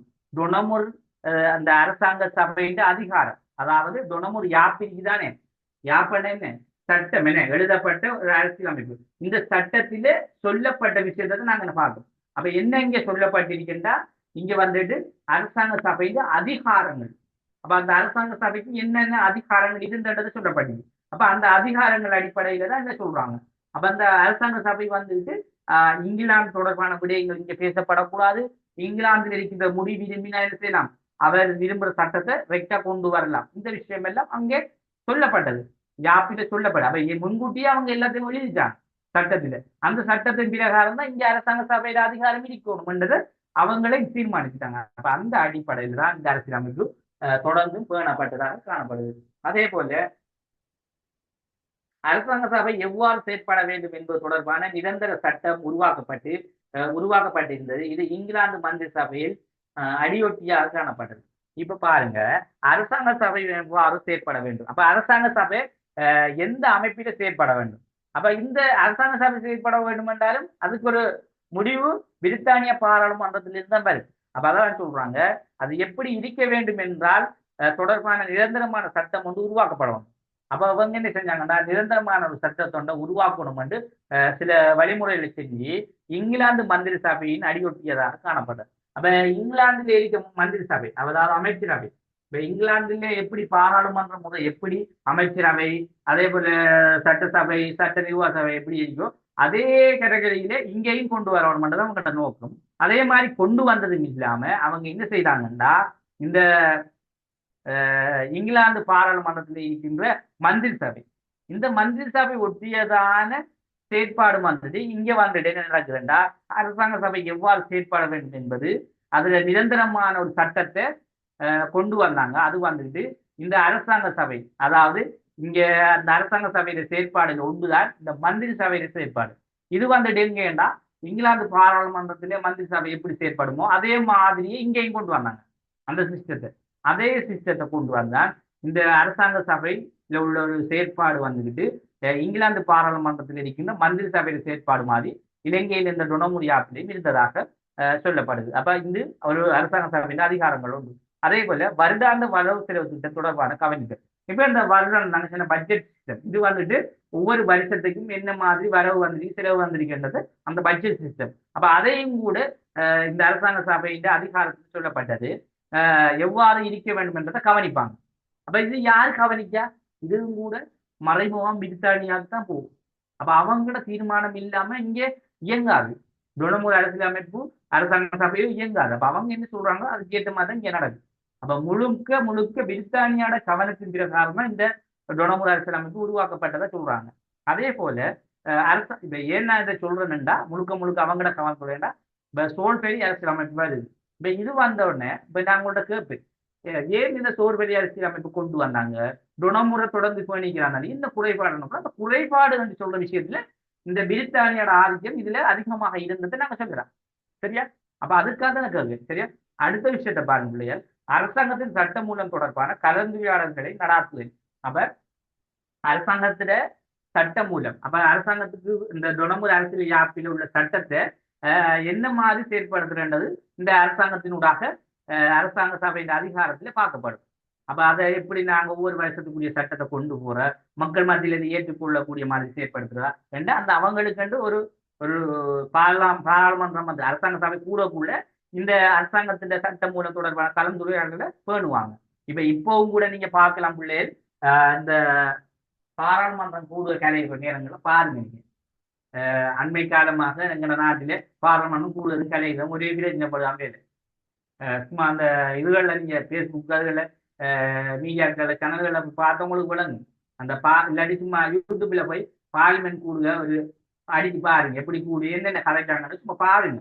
அதான் பார்லிமெண்ட் கூடுது. அப்ப நாட்டினுடைய அந்த வரவு செலவு திட்டம் இருந்து அன்றாட செயற்பாடு சட்ட ரீதியான விடயங்கள் பற்றியெல்லாம் கலந்துரையாடுவாங்க. இப்ப உதாரணமாக எந்த நாளும் இல்லை பாராளுமன்றம் கூடுக.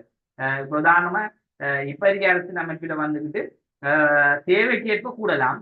சில நேரங்கள மாசத்துல 2 தரம் 3 தரம் வந்து அந்த தீர்மானம் ஒன்று இருக்கு. அந்த தீர்மானத்தின் அடிப்படையில் கூடுவாங்க. ஆனா எங்களுக்கு இப்ப தேவை ஒன்று ஏற்பட்டா, உதாரணமா எங்க நாட்டுல அனர்த்தமே ஏற்படுது, இல்ல எங்க நாட்டுல கூடுதலான ஒரு ஒரு ஏதோ நோய் ஒன்று ஏற்பட்டுது, இல்ல ஏதோ ஒரு பிரச்சனை ஒன்று ஏற்பட்டா திடீரென்று பார்லிமெண்ட் கூடி அங்க ஒரு தீர்மானம் ஒன்று மேற்கொள்வாங்க. என்ன மாதிரி நடவடிக்கை எடுக்கணும். இப்படிதான் பார்லிமெண்டோட செயற்பாடு. சரியா? அதுக்காக நாங்க ஸ்கூல்ல டெய்லி போற மாதிரி டெய்லி போய் வர்றது அப்படி இல்லை. சரியா? ரைட். அடுத்த விஷயத்தை பாருங்க, அரசாங்க சபையின் நன்மைகள், அதே போல அரசாங்க சபையின் குறைபாடுகள். சரியா? இப்ப இதுக்குள்ளதான் நாங்க அந்த அரசாங்க சபையில என்ன நன்மைக்கு குறைபாடுகிறத பார்ப்போம். சரியா? ரைட். இப்ப இதுல நாங்க பார்க்கலாம் பிள்ளைகள், ஆண் பெண் ஆகிய இருபாலாரும் அரசாங்கத்தில் பங்கு பற்ற வாய்ப்பு கிடைத்தது. அப்ப முதலாவது நன்மை, இதை நாங்க நன்மையா ஏற்றுக்கொள்ளலாம். மேலுண்டா இதுக்கு முதல் இருந்ததெல்லாம் வந்துட்டு ஆண் பெண் என்ற விஷயத்தை அங்க கொண்டு வர மாட்டாங்க. ஆண் மட்டும்தான், அது சொல்ல தேவையில்லை, பெண் என்ற விஷயம் வராது, ஆண் மட்டும்தான். ஆனா இங்க ஒரு நன்மையான விஷயம் என்னன்னா, ஆண் பெண் ஆகிய இருபாலாருக்கும் அரசாங்கத்தில் பங்கு பற்ற வாய்ப்பு கிடைத்தது, முதலாவது சந்தர்ப்பம். அதே போல இது ஒரு நன்மையை நாங்க பார்க்கலாம். என்ன? அதே போல அரசாங்க சபையில் சட்டங்களை நிறைவேற்றி நடைமுறைப்படுத்துதல் இலகுவாகும், அதே போல விரைவாகவும் செயல்படும். இப்ப பாருங்க, இலகுவான ஒரு திட்டம் உண்டு. இப்ப முன்ன எப்படின்னா சட்டசபை தான் என்ன செய்யணும், சட்டத்தை நிறைவேற்றணும், சட்டசபை மனாத நிர்வாகிக்கும். இப்ப இங்க எப்படி என்றா அரசாங்க சபை என்ற ஒரு சபை, எல்லாருக்கும் கொமனான ஒரு சபை, ஒரு நாட்டு மக்களை கட்டி ஆளக்கூடிய ஒரு சபை. இந்த சபைக்குள்ள எல்லா விஷயமும் இருக்கு. நல்ல விளங்கணும். உங்களுக்கு குழப்பம் இருந்தா திரும்ப சொல்லுங்க. சட்டசபை என்றா, சரியா, சட்டசபை என்றா அதை கொஞ்சம் சட்டசபை நிரூபணம் என்று சொல்றேன்டா. இவர் வந்துட்டு இந்த சட்டசபை வந்துட்டு இந்த சட்டத்தை இயற்ற நிர்வாகி இந்த ரெண்டுக்குள்ள எல்லாம் இருப்பார். அங்கால போக மாட்டார். இதுதான் சட்டசபை சட்ட நிரூபண சபைண்டா. சட்டத்தை உருவாக்கி அதை நிர்வாகிக்க சட்ட சபை. சரியா? சட்டசபை சட்ட நிரூபண சபை வேண்டாம். அப்ப அவங்களோட வேலை சட்டத்தை உருவாக்குவர், நிறைவேற்று, அவ்வளவுதான். ஆனா இப்ப மக்களை ஆகுது, மக்களை எப்படி கொண்டு போறது, என்னென்ன மாதிரி செயற்படுறது என்ற விஷயம் எல்லாம் இந்த நாங்க அந்த அரசாங்க சபை பாராளுமன்றம் சொல்றோமே, அரசாங்க சபை பாராளுமன்றம் சொல்றேன். இந்த சபையில மட்டும்தான் இதை சொல்றேன். இன்னும் ஒரு பேர் சொல்றேன், ஆளும் சபைன்னு சொல்லலாம். ஆதிக்க சபை, ஆளும் சபை. இப்ப இவங்க என்ன செய்வாங்கன்னா, இவங்க இந்த அரசாங்க சபை ஒட்டுமொத்த ஒரு நாடு இருந்தா இலங்கை இருக்கணும், இலங்கையில இருக்க ஒட்டுமொத்த மக்களை கட்டி ஆளக்கூடிய ஒரு சபையாக இருக்கு. இப்ப இங்க என்ன நடக்குது, இந்த சபைக்குள்ள உங்களுக்கு என்னென்ன பிரச்சனைகள் எல்லாத்தையும் இருக்கப்படும். இப்போ சட்டசபையை கொண்டு வாங்க, சட்டசபைக்கு இந்த சட்டம் இயற்றணுமா, சட்டத்தை இயற்றணும். அதே போல நிர்வாகணுமா, நிர்வாக சபை நீங்க நிர்வாகம்.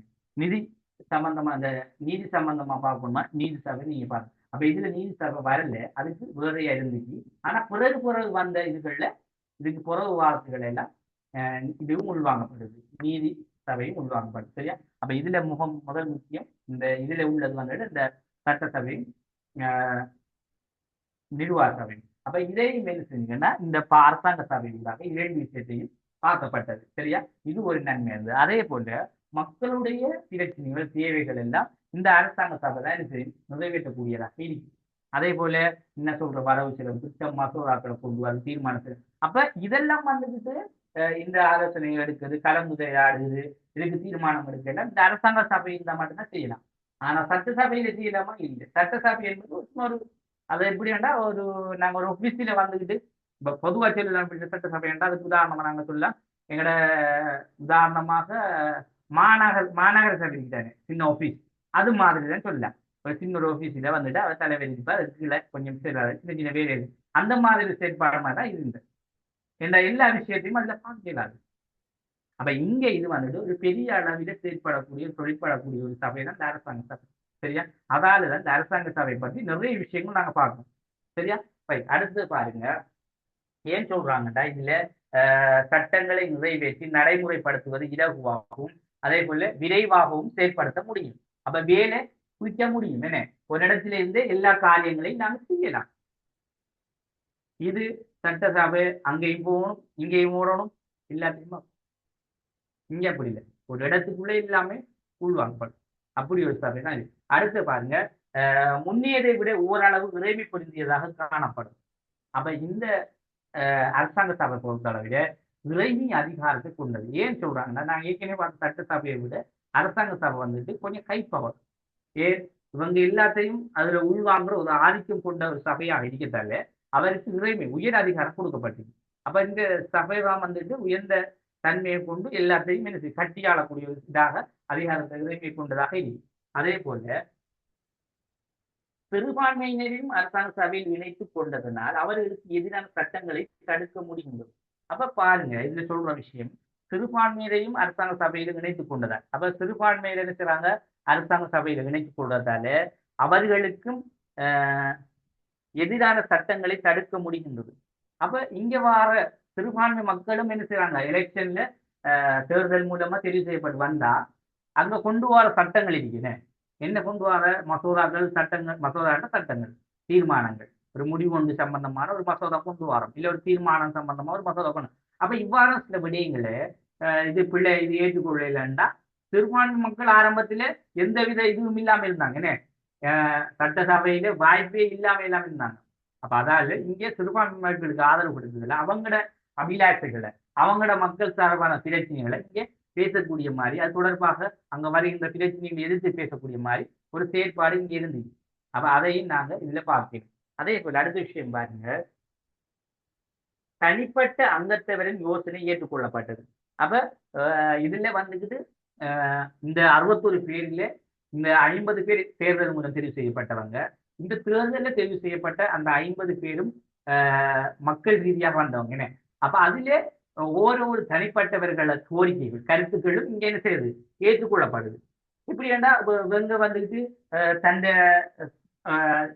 சிறுபான்மை இனத்தை சேர்ந்த ஒரு உதாரணமாக ஒரு தமிழ் இனத்தை சேர்ந்த ஒரு ஆள் இருந்தா, இல்ல ஒரு முஸ்லீம் இனத்தை சேர்ந்த ஒரு ஆள் இருந்தா, இல்ல பரங்கி ஒரு இனத்தை சேர்ந்த ஒரு ஆள் இருந்தா, அப்ப அவங்களுக்கு தனிப்பட தேவை இல்லை. அப்ப இந்த தேவையை நிறைவு செய்யணும்னா அவங்க சார்பான ஒரு தலைவர் ஒன்று இருந்தா தான் சில நிறைவு செய்யலாம். அப்ப தனிப்பட்ட சில நபர்கள் தலைவர்களுடைய கோரிக்கைகளும் இங்கே இந்த சட்டசபை அரசாங்க சபையினூடாக ஏற்றுக்கொள்ளப்பட்டது. அதே போல இலங்கை நீண்ட கால கோரிக்கைக்கான சட்டங்களை ஆக்குகின்ற வரை அதனை நடைமுறைப்படுத்திக் கொள்ளப்பட்டது. அப்ப இலங்கையில வந்துகிட்டு நீண்ட கால கோரிக்கை, அப்ப நீண்ட கால கோரிக்கைக்கான சில சட்டங்கள், இப்ப சில கோரிக்கைகள் எங்களுக்கு எங்கட நாட்டு இலங்கையில வந்துட்டு பல்லின மக்கள் இருந்தாங்க, பல பிரச்சனை எழுதி, அப்ப மக்களுக்கு வந்து கல்வி தொடர்பான, அதே போல வாழ்விடம் தொடர்பான பல கோரிக்கைகள் இருக்கு. அப்ப இது கோரிக்கைகள் நீண்ட காலமாக நீடிச்சா இதை தீர்ப்பு செய்யறதுக்கு இதை வந்து அவங்களுக்கு என்ன செய்யணும், பெற்றுக் கொடுக்கக்கூடிய மாதிரி இருக்கணும்டா அதுக்கு என்ன செய்வாங்கண்டா இந்த இலங்கையில நீண்ட கால கோரிக்கை இப்படியான சில கோரிக்கைகளுக்கு சட்டங்களை ஆக்குகின்ற வரை அதனை நடைமுறையை பயன்படுத்த வேண்டும் என்று கொள்ளப்பட்டது. அப்ப அந்த சட்டத்தை கொண்டு வர இப்ப உதாரணமாக இதை என்னத்துக்கு நான் இந்த விஷயத்தை சொல்றேன்னா, இப்ப பாராளுமன்றத்துல இந்த விடயங்கள் எல்லாம் வந்துட்டு சொல்லப்பட்டிருந்த அரசியல்ல இப்ப நடைமுறை அரசியல்ல இருந்தாலும் இதெல்லாம் என்ன செய்யறது கணக்கெடுக்கையில். ஆனா இது எப்ப உருவாக்கப்பட்ட இந்த விஷயம் என்றா துணமுறை உருவாக்கப்பட்டது. இப்ப உதாரணமாக ஒரு ஒரு தமிழ் இன ஒரு ஒரு ஒரு தமிழ் இனத்திலிருந்து ஒரு தலைவர் ஒரு தமிழ் தலைவர் ஒரு ஆள் வாராருன்னா அவர் என்ன செய்யறாருன்னா ஒரு நீண்ட காலமாக ஒரு அடிப்படை உரிமையோ இல்ல ஒரு கல்வி தொடர்பான உரிமையோ கோரிக்கையை முன்வைக்க. அப்ப இவர் என்ன செய்யலாம்டா இந்த நீண்ட கால கோரிக்கையை இவர் இந்த அரசாங்க சபையினூடாக வந்ததன் பிற்பாடு அவராக என்ன செய்யலாம்டா இது ஏற்றுக்கொள்ளலாம், இப்படித்தான் பிரச்சனை இருக்குன்னா அவர் எல்லாத்தையும் தெளிவுபடுத்தலாம். அப்ப எல்லாத்துக்குரிய உதாரணங்கள் நடந்த சம்பவங்களை எல்லாம் சொல்லி எல்லாத்தையும் சொன்னோம்னா அவங்க என்ன செய்வாங்க, நீங்களே இதை என்ன செய்யுங்க நடைமுறைப்படுத்துங்க, மக்களுக்கு இதை நீங்க செய்யுங்க, இந்த அதிகாரத்தை கொண்டு நீங்க அவங்களுக்கு தேவைகளை நிறைவு செய்யுங்க. இந்த மாதிரி ஒரு நல்ல முறையும் ஒன்று இங்க நன்மையாக இருந்தது இந்த டொனமுறை அரசியலமைப்பு. சரியா விளங்கிட்டு தானே, கிளியர் தானே? சரி, அடுத்து பாருங்க இதுல சில குறைபாடுகள் இருந்தது. அப்ப என்னென்ன குறைபாடுகள் இதுல இருந்தண்டா, இதுல இங்கிலாந்தில் முடிதான் விரும்பிய சட்டங்களை பாருங்க, எவ்வளவுதான் ஒரு சில நல்ல விஷயங்கள் இருந்தாலும் அதுக்கு எதிரான சில கெட்ட விஷயங்கள் இருக்கா இல்லையா? அப்ப என்னதான் டொனமுறை அரசியல் அமைப்பு மக்களுக்கு சார்பான சில நல்ல கருத்துக்களை சொன்னாலும் சில பாதகமான கருத்துக்களும் இருக்கு. அப்ப சில முடிவுகள் வந்துட்டு பிரித்தானியாட ஆளுகையின் கீழே அந்த சட்டங்கள் நிறைவேற்றப்பட்டதா சொல்றாங்க. அப்ப இங்கிலாந்து முடி தான் விரும்பிய சட்டங்களை எல்லாம் என்ன செய்யலாம், நிறைவேற்றலாம் என்ற ஒரு ஒரு அரசாங்க சபையின் சட்டத்தில இருந்திருக்கு. அப்ப அது குறைபாடு இல்லையா? குறைபாடு. அப்ப அவங்க விரும்பினதை செய்யணும்னா அப்ப மக்களுக்கு தேவையில்லை இந்த ஒரு அரசாங்கமே. அப்ப அதே மாதிரி அரசாங்கத்துக்கு பூரண அதிகாரம் வழங்கப்படுது. அப்ப அரசாங்கத்துக்கு வந்துட்டு இதுல ஒரு பூரணமான ஒரு அதிகாரம் வழங்கப்படுது. அப்ப அதிகாரம் அது பூரணமாக இருக்கணுமா இல்லையா? அப்ப இங்க பூரணமான அதிகாரம் என்ற விஷயம் வழங்கவே படது. இது ஒரு காரணம். அதே போல அடுத்த விஷயத்தை பாருங்க, தேசாதிபதி சட்டங்களுக்கு இறுதி கையொப்பம் விடுவதனால் அது இறைமையை பாதித்து. அப்ப இங்க தேசாதிபதி சட்டங்களுக்கு இறுதி கையொப்பம் விட்டா அது இறைமையை பாதித்தா இல்லையா? ஏன் தேசாதிபதி தான் கையொப்பம் விடணும்னா தேசாதிபதி கையொப்பம் விடாட்டி என்ன செய்யும்? அப்ப அதெல்லாம் சொல்றாங்க கையொப்பம் விடுவதால் அது இறைமையை பாதித்தது. அது சில தேவையில்லாத விஷயத்துக்கு கையொப்பம் விட்டா அது இறைமையை பாதிக்கும். அதே போல மக்கள் தேவையான விஷயத்துக்கு கையொப்பம் இடலை என்றாலும் அது இறைமையை பாதிக்கும். அப்ப தேசாதிபதிக்கு வந்துட்டு இறுதி அதிகாரம் கொடுக்கின்றது அது ஒரு பிள்ளையான விஷயம். அப்ப இது குறைபாடா பார்க்காங்க. ஏன் சில வேளை மக்களுடைய முக்கியமான தேவையா இருக்கிறான். அப்ப அதை வந்துட்டு அவர் கையொப்பம் முடியலன்னா அது பிரச்சனையமா. சில வேளை மக்களுக்கு அது தேவையில்லாத ஒரு விஷயமா இருக்கிறான், அதுக்கும் அவர் கையொப்பம் விடலாம் தேவையில்லாத ஒரு விஷயத்துக்கு. அப்ப அது உரிமை பாதிக்கும். அப்ப இதெல்லாம் ஒரு குறைபாடு என்று சொல்றாங்க. அதே போல தேசாதிபதி மட்டும் 3 காரியதரிசி சட்டங்களை இயற்ற பாதகமாக அமைது. இந்த தேசாதிபதியும் 3 காரியதரிசி இவங்க 4 பேரும் கொண்டுதான் இந்த டொனமுறை அரசியல் அமைப்பு ஒரு மறைமுகமான அதிகாரத்தை கொண்டதாக இருந்தது. ஏனென்றா இவங்க 4 பேரும் மிக ஒரு கரர நாக்கு. அதாவது எவ்வளவுதான் மக்களுக்கு நலனான விஷயங்கள் இங்கே சொல்லப்படுகின்றாலும் இவங்களை எதிர்த்து எதுவும் செய்யலாது. இவங்க எப்படி என்றால் என்ன நல்ல முடிவுகள் எல்லாரும் கொண்டு வந்தாலும் கூடுதலான விருப்பத்தோட மசோதாக்கள் நிறைவேற்றப்பட்டாலும் சட்டங்கள் கொண்டு வரப்பட்டாலும் இவங்களோட விருப்பம் ஆலோசனை இல்லாம அந்த கையொப்பமும் முடிவோ எடுக்கிறாங்க. அப்ப அதான் சொல்றாங்க இதுவும் ஒரு குறைபாடு. ஏனென்றா தேசாதிபதி 3 காரியதர்சிகள் சட்டத்தை இயற்ற ஒரு நல்ல சட்டம் ஒன்று கொண்டு வந்தா பாதகமானவர்களாக இருக்காங்க. அப்ப பாதகம்ண்டா ஒரு கெட்டவர்கள் தீமையானவர்களாக இருக்காங்க. அப்ப அப்படி ஒரு செயற்பாடை காணணும். அதே போல இங்கிலாந்துக்கு எதிரான சட்டங்களை இயற்ற முடியாது. அப்ப இங்க என்னண்டா இங்கிலாந்துக்கு எதிரான சட்டங்களை இயற்றினாங்க. அப்ப உண்மையாளர் சட்டம் இயற்றுறா எங்களோட நாட்டுக்கு பொருத்தமான சட்டத்தை நாங்க ஏற்ற போறோம். என்ன அப்ப இவங்க சொல்றாங்க எப்படின்னா இங்கிலாந்துக்கு எதிரானண்டா இப்ப எங்களோட நாட்டுல சட்டங்கள் சிறது இங்கிலாந்து மக்களுக்குரிய மாதிரி கொண்டு வந்துருக்காங்க. அப்ப எங்கட இலங்கை மக்களுக்கு அதை ஏற்றுக்கொள்ளலாமா? ஏற்றுக்கொள்ளலாம். அப்ப எங்கட நாட்டுல இருக்க சுதேச மக்களுக்கு வந்து ஒரு சட்டம் தேவை. அப்ப அவங்க அதுக்கு எங்கட நாட்டுக்குரிய மாதிரி தான் வாழ பார்ப்பாங்க. அப்ப அவங்களுக்கு ஏற்ற மாதிரி வாழணும்னா அது கஷ்டம். எங்கள நாட்டு மக்களுடைய கலாச்சாரம் வித்தியாசப்படும், அவங்களோட வாழ்க்கை முறை வித்தியாசப்படும். அப்ப அதால அதை நாங்க ஏற்றுக்கொள்ளல. அப்ப அதால சொல்றாங்க இங்கிலாந்துல எதிரான சட்டங்களை இயற்ற முடியும். அப்ப அவங்களுக்கு எதிராக இது எங்களுக்கு தேவையில்லை, இது பிள்ளை என்று சொல்லி சட்டங்கள் எல்லாம் எங்களோட நாட்டு மக்கள் இயற்றியல, அதாவது தடையாக இருந்தது குறைபாட பார்த்தாங்க. அதே போல இன்னும் ஒரு விடயம் பாருங்க, முஸ்லிம்களும் இந்திய வம்சாவளியினரும் தமது விகிதாசாரத்துக்கு ஏற்ப ஆசனங்களை பெற முடியாது. அப்ப இந்தியா வம்சாவளியும் முஸ்லிம்கள் இவங்க கொஞ்சம் குறைவாக இருந்ததால அவங்களோட விகிதாசாரம் அப்ப உதாரணமாக எடுக்கப்பட்ட வாக்குகளின் அடிப்படையில அந்த ஆசனம் எடுக்க யாராவது ஒரு ஆளாவது தலைவர் அடிக்கிறதுக்கு கடினமாக இருந்தது இந்த செயற்பாடு. அப்ப அதுவும் ஒரு குறைபாட பார்த்தாங்க.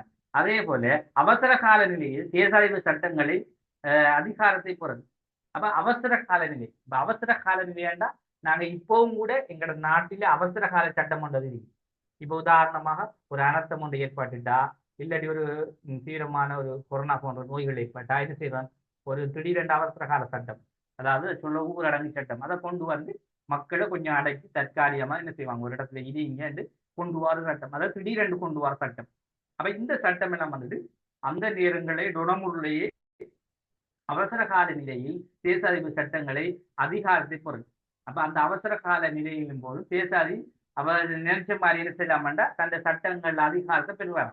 பெற்று அவர் அந்த அந்த அதிகாரத்தை வச்சு அவர் என்னென்ன விரும்பினதை செய்யலாம்.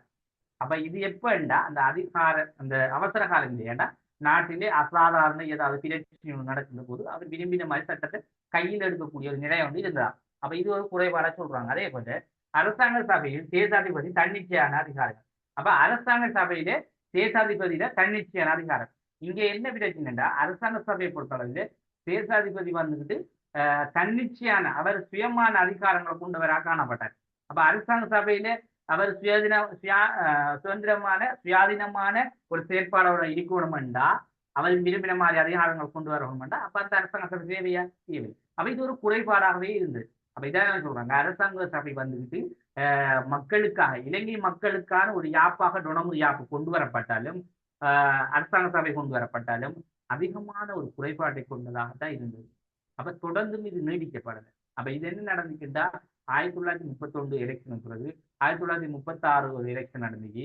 அதன் பிறகு அது பூரணமாக தொடர்ந்து இருக்காம 1947 தோல்பெரி யாப்பா உருவாக்கப்பட்டதாக நாங்க காணும். சரியா? இதுல இந்த 2 விடயங்களை நாங்க விளங்கிக்கணும். ஏனென்றா எங்களோட நாட்டில வந்துகிட்டு ஆரம்ப காலத்துல மக்களுக்கு பாராளுமன்ற முறை என்று சொல்லக்கூடிய ஒரு யாப்பாக உருவாக்கப்பட்டா இது சோல்பெரி, இந்த டொனமுறும் அதுக்கு அடுத்து சோல்பெரி. இப்ப சோல்பெரி யாப்பும் வந்துக்கிட்டு இதே மாதிரி தான் அங்கேயும் சில முரண்பாடுகள் இருந்தது. சோல்பெரியில வந்துக்கிட்டு நாங்க இப்ப 72ஆம் ஆண்டில உள்ள விஷயம் மாதிரி நிறைய விஷயம் அதுல இல்லை. ஏன் இல்லையென்றா இலங்கை மக்களுக்கு தான் அதையும் கொண்டு வந்தாங்க. ஆனா இலங்கை மக்களுக்கு பூரணத்துவமான ஒரு யாப்போ இலங்கை மக்களுக்கு பூரணமான சுதந்திரமான சில கட்சி முறைகள் என்ற விஷயம் இல்லை. ஆனா இந்த கட்சி முறை என்ற விஷயமும் டொனமுறு இந்த தோல்பெரி யாப்பில கொண்டு வரப்பட்டது. அதிகமான பல கட்சி முறைகள் போட்டியிடலாம், அதுல யார் யார் என்ற முறை தோல்பெரியில வந்தாலும் கூட ஆனா மக்களுக்குரிய திருப்திகரமான நிலை இல்லாததான். ஏன் எங்களோட நாட்டுக்கு 1948 சுதந்திரம் கிடைச்சிருக்கு. 1948 கிடைச்ச சுதந்திரம் எங்களோட நாட்டு மக்கள் பூரணமாக அனுபவிக்குது. ஏன் இந்த 1947 உள்ள இந்த சோல்பெரி யாப்பிலையும் கூட என்ன நடந்துக்கின்றா சோல்பெரி வந்துட்டு இந்த யாப்பு வந்துட்டு 72 வரைக்கும் 72 வரைக்கும் பிரித்தானியர் இதுல தான் இருக்கு. அதுவும் இதே மாதிரி இருந்தாங்க பிரித்தானியர். அவங்க வந்துட்டு என்ன செஞ்சாங்கன்னா இங்க வர்த்தக கம்பெனி இருந்து அவங்கள. அப்ப அவங்க அதை மெயின்டைன் பண்ற மாதிரி இதையும் மெயின்டைன் பண்ணிட்டு தான் இருந்தாங்க. அப்ப சுதந்திர பேரு தான் சுதந்திரம் கொடுத்துருங்க. ஆனா முழுக்க பிரித்தானியர் ஒரு இதுலதான் இருந்து. ஏன் சோல்பேரி ரெண்டாலே அந்த பிறப்பு ஒரு ஆள் இருக்கிற என்ன பேசாதிபதி ஒரு ஆள் இருக்க தலைவர். அப்ப அங்கால கதையே இல்லை. அப்ப 72 தான் பூரணமான இங்கிலாந்து நாட்டில் உள்ள தலைவர்கள் எல்லாம் அமைச்சர்கள் பிரதமர்கள் அடுத்தடுத்து ஜனாதிபதி மாதிரிலாம் உருவாகினாங்க. அப்ப இதுவரைக்கும் இங்கே இந்த இடத்துல வந்துட்டு பிரதமர் வந்தாலும் கூட இந்த இறுதி முடிவு சோல்பேரியில சொல்லப்படுற பேசாதிபதி மூலம் தான் இருந்தது. அப்ப இந்த விஷயத்தை தான் நாங்க என்ன சொல்லணும் விளையம் கொள்வோம். அப்ப டொனமூர்ல அடுத்த விஷயம் நாங்க பார்க்க போறது நிர்வாக குழு முறை பார்ப்போம். சரியா? இன்னும் ஒரு 3-4 கிளாஸ்ல நாங்க பூரணமாக இந்த சோல்வெரி இந்த டொனமுறை முடிக்கலாம். 3 கிளாஸ் தேவையில்லை, 2 கிளாஸுக்குள்ள முடிக்கலாம். சரியா? அது சரி. எனக்கு இந்த கொஞ்சம் ஃபங்க்ஷன் ஒன்று இருக்கு. சரியா? அதாலதான் நேரத்துடைய கிளாஸை போட்டதும் கொஞ்சம் கிளாஸுக்கு வந்து எல்லாருமே எனக்கு மெசேஜ் ஒன்று தாங்க. சரியா? நான் உங்களுக்கு என்ன நேற்று நான் வந்துக்கிட்டு உங்களுக்கு எல்லாருக்கும் குரூப்லேயே போட்டேன். என்னண்டா 6-7 பேர் 8 பேரை நம்ம தான் பூரணமாக இருக்கீங்க இல்லை.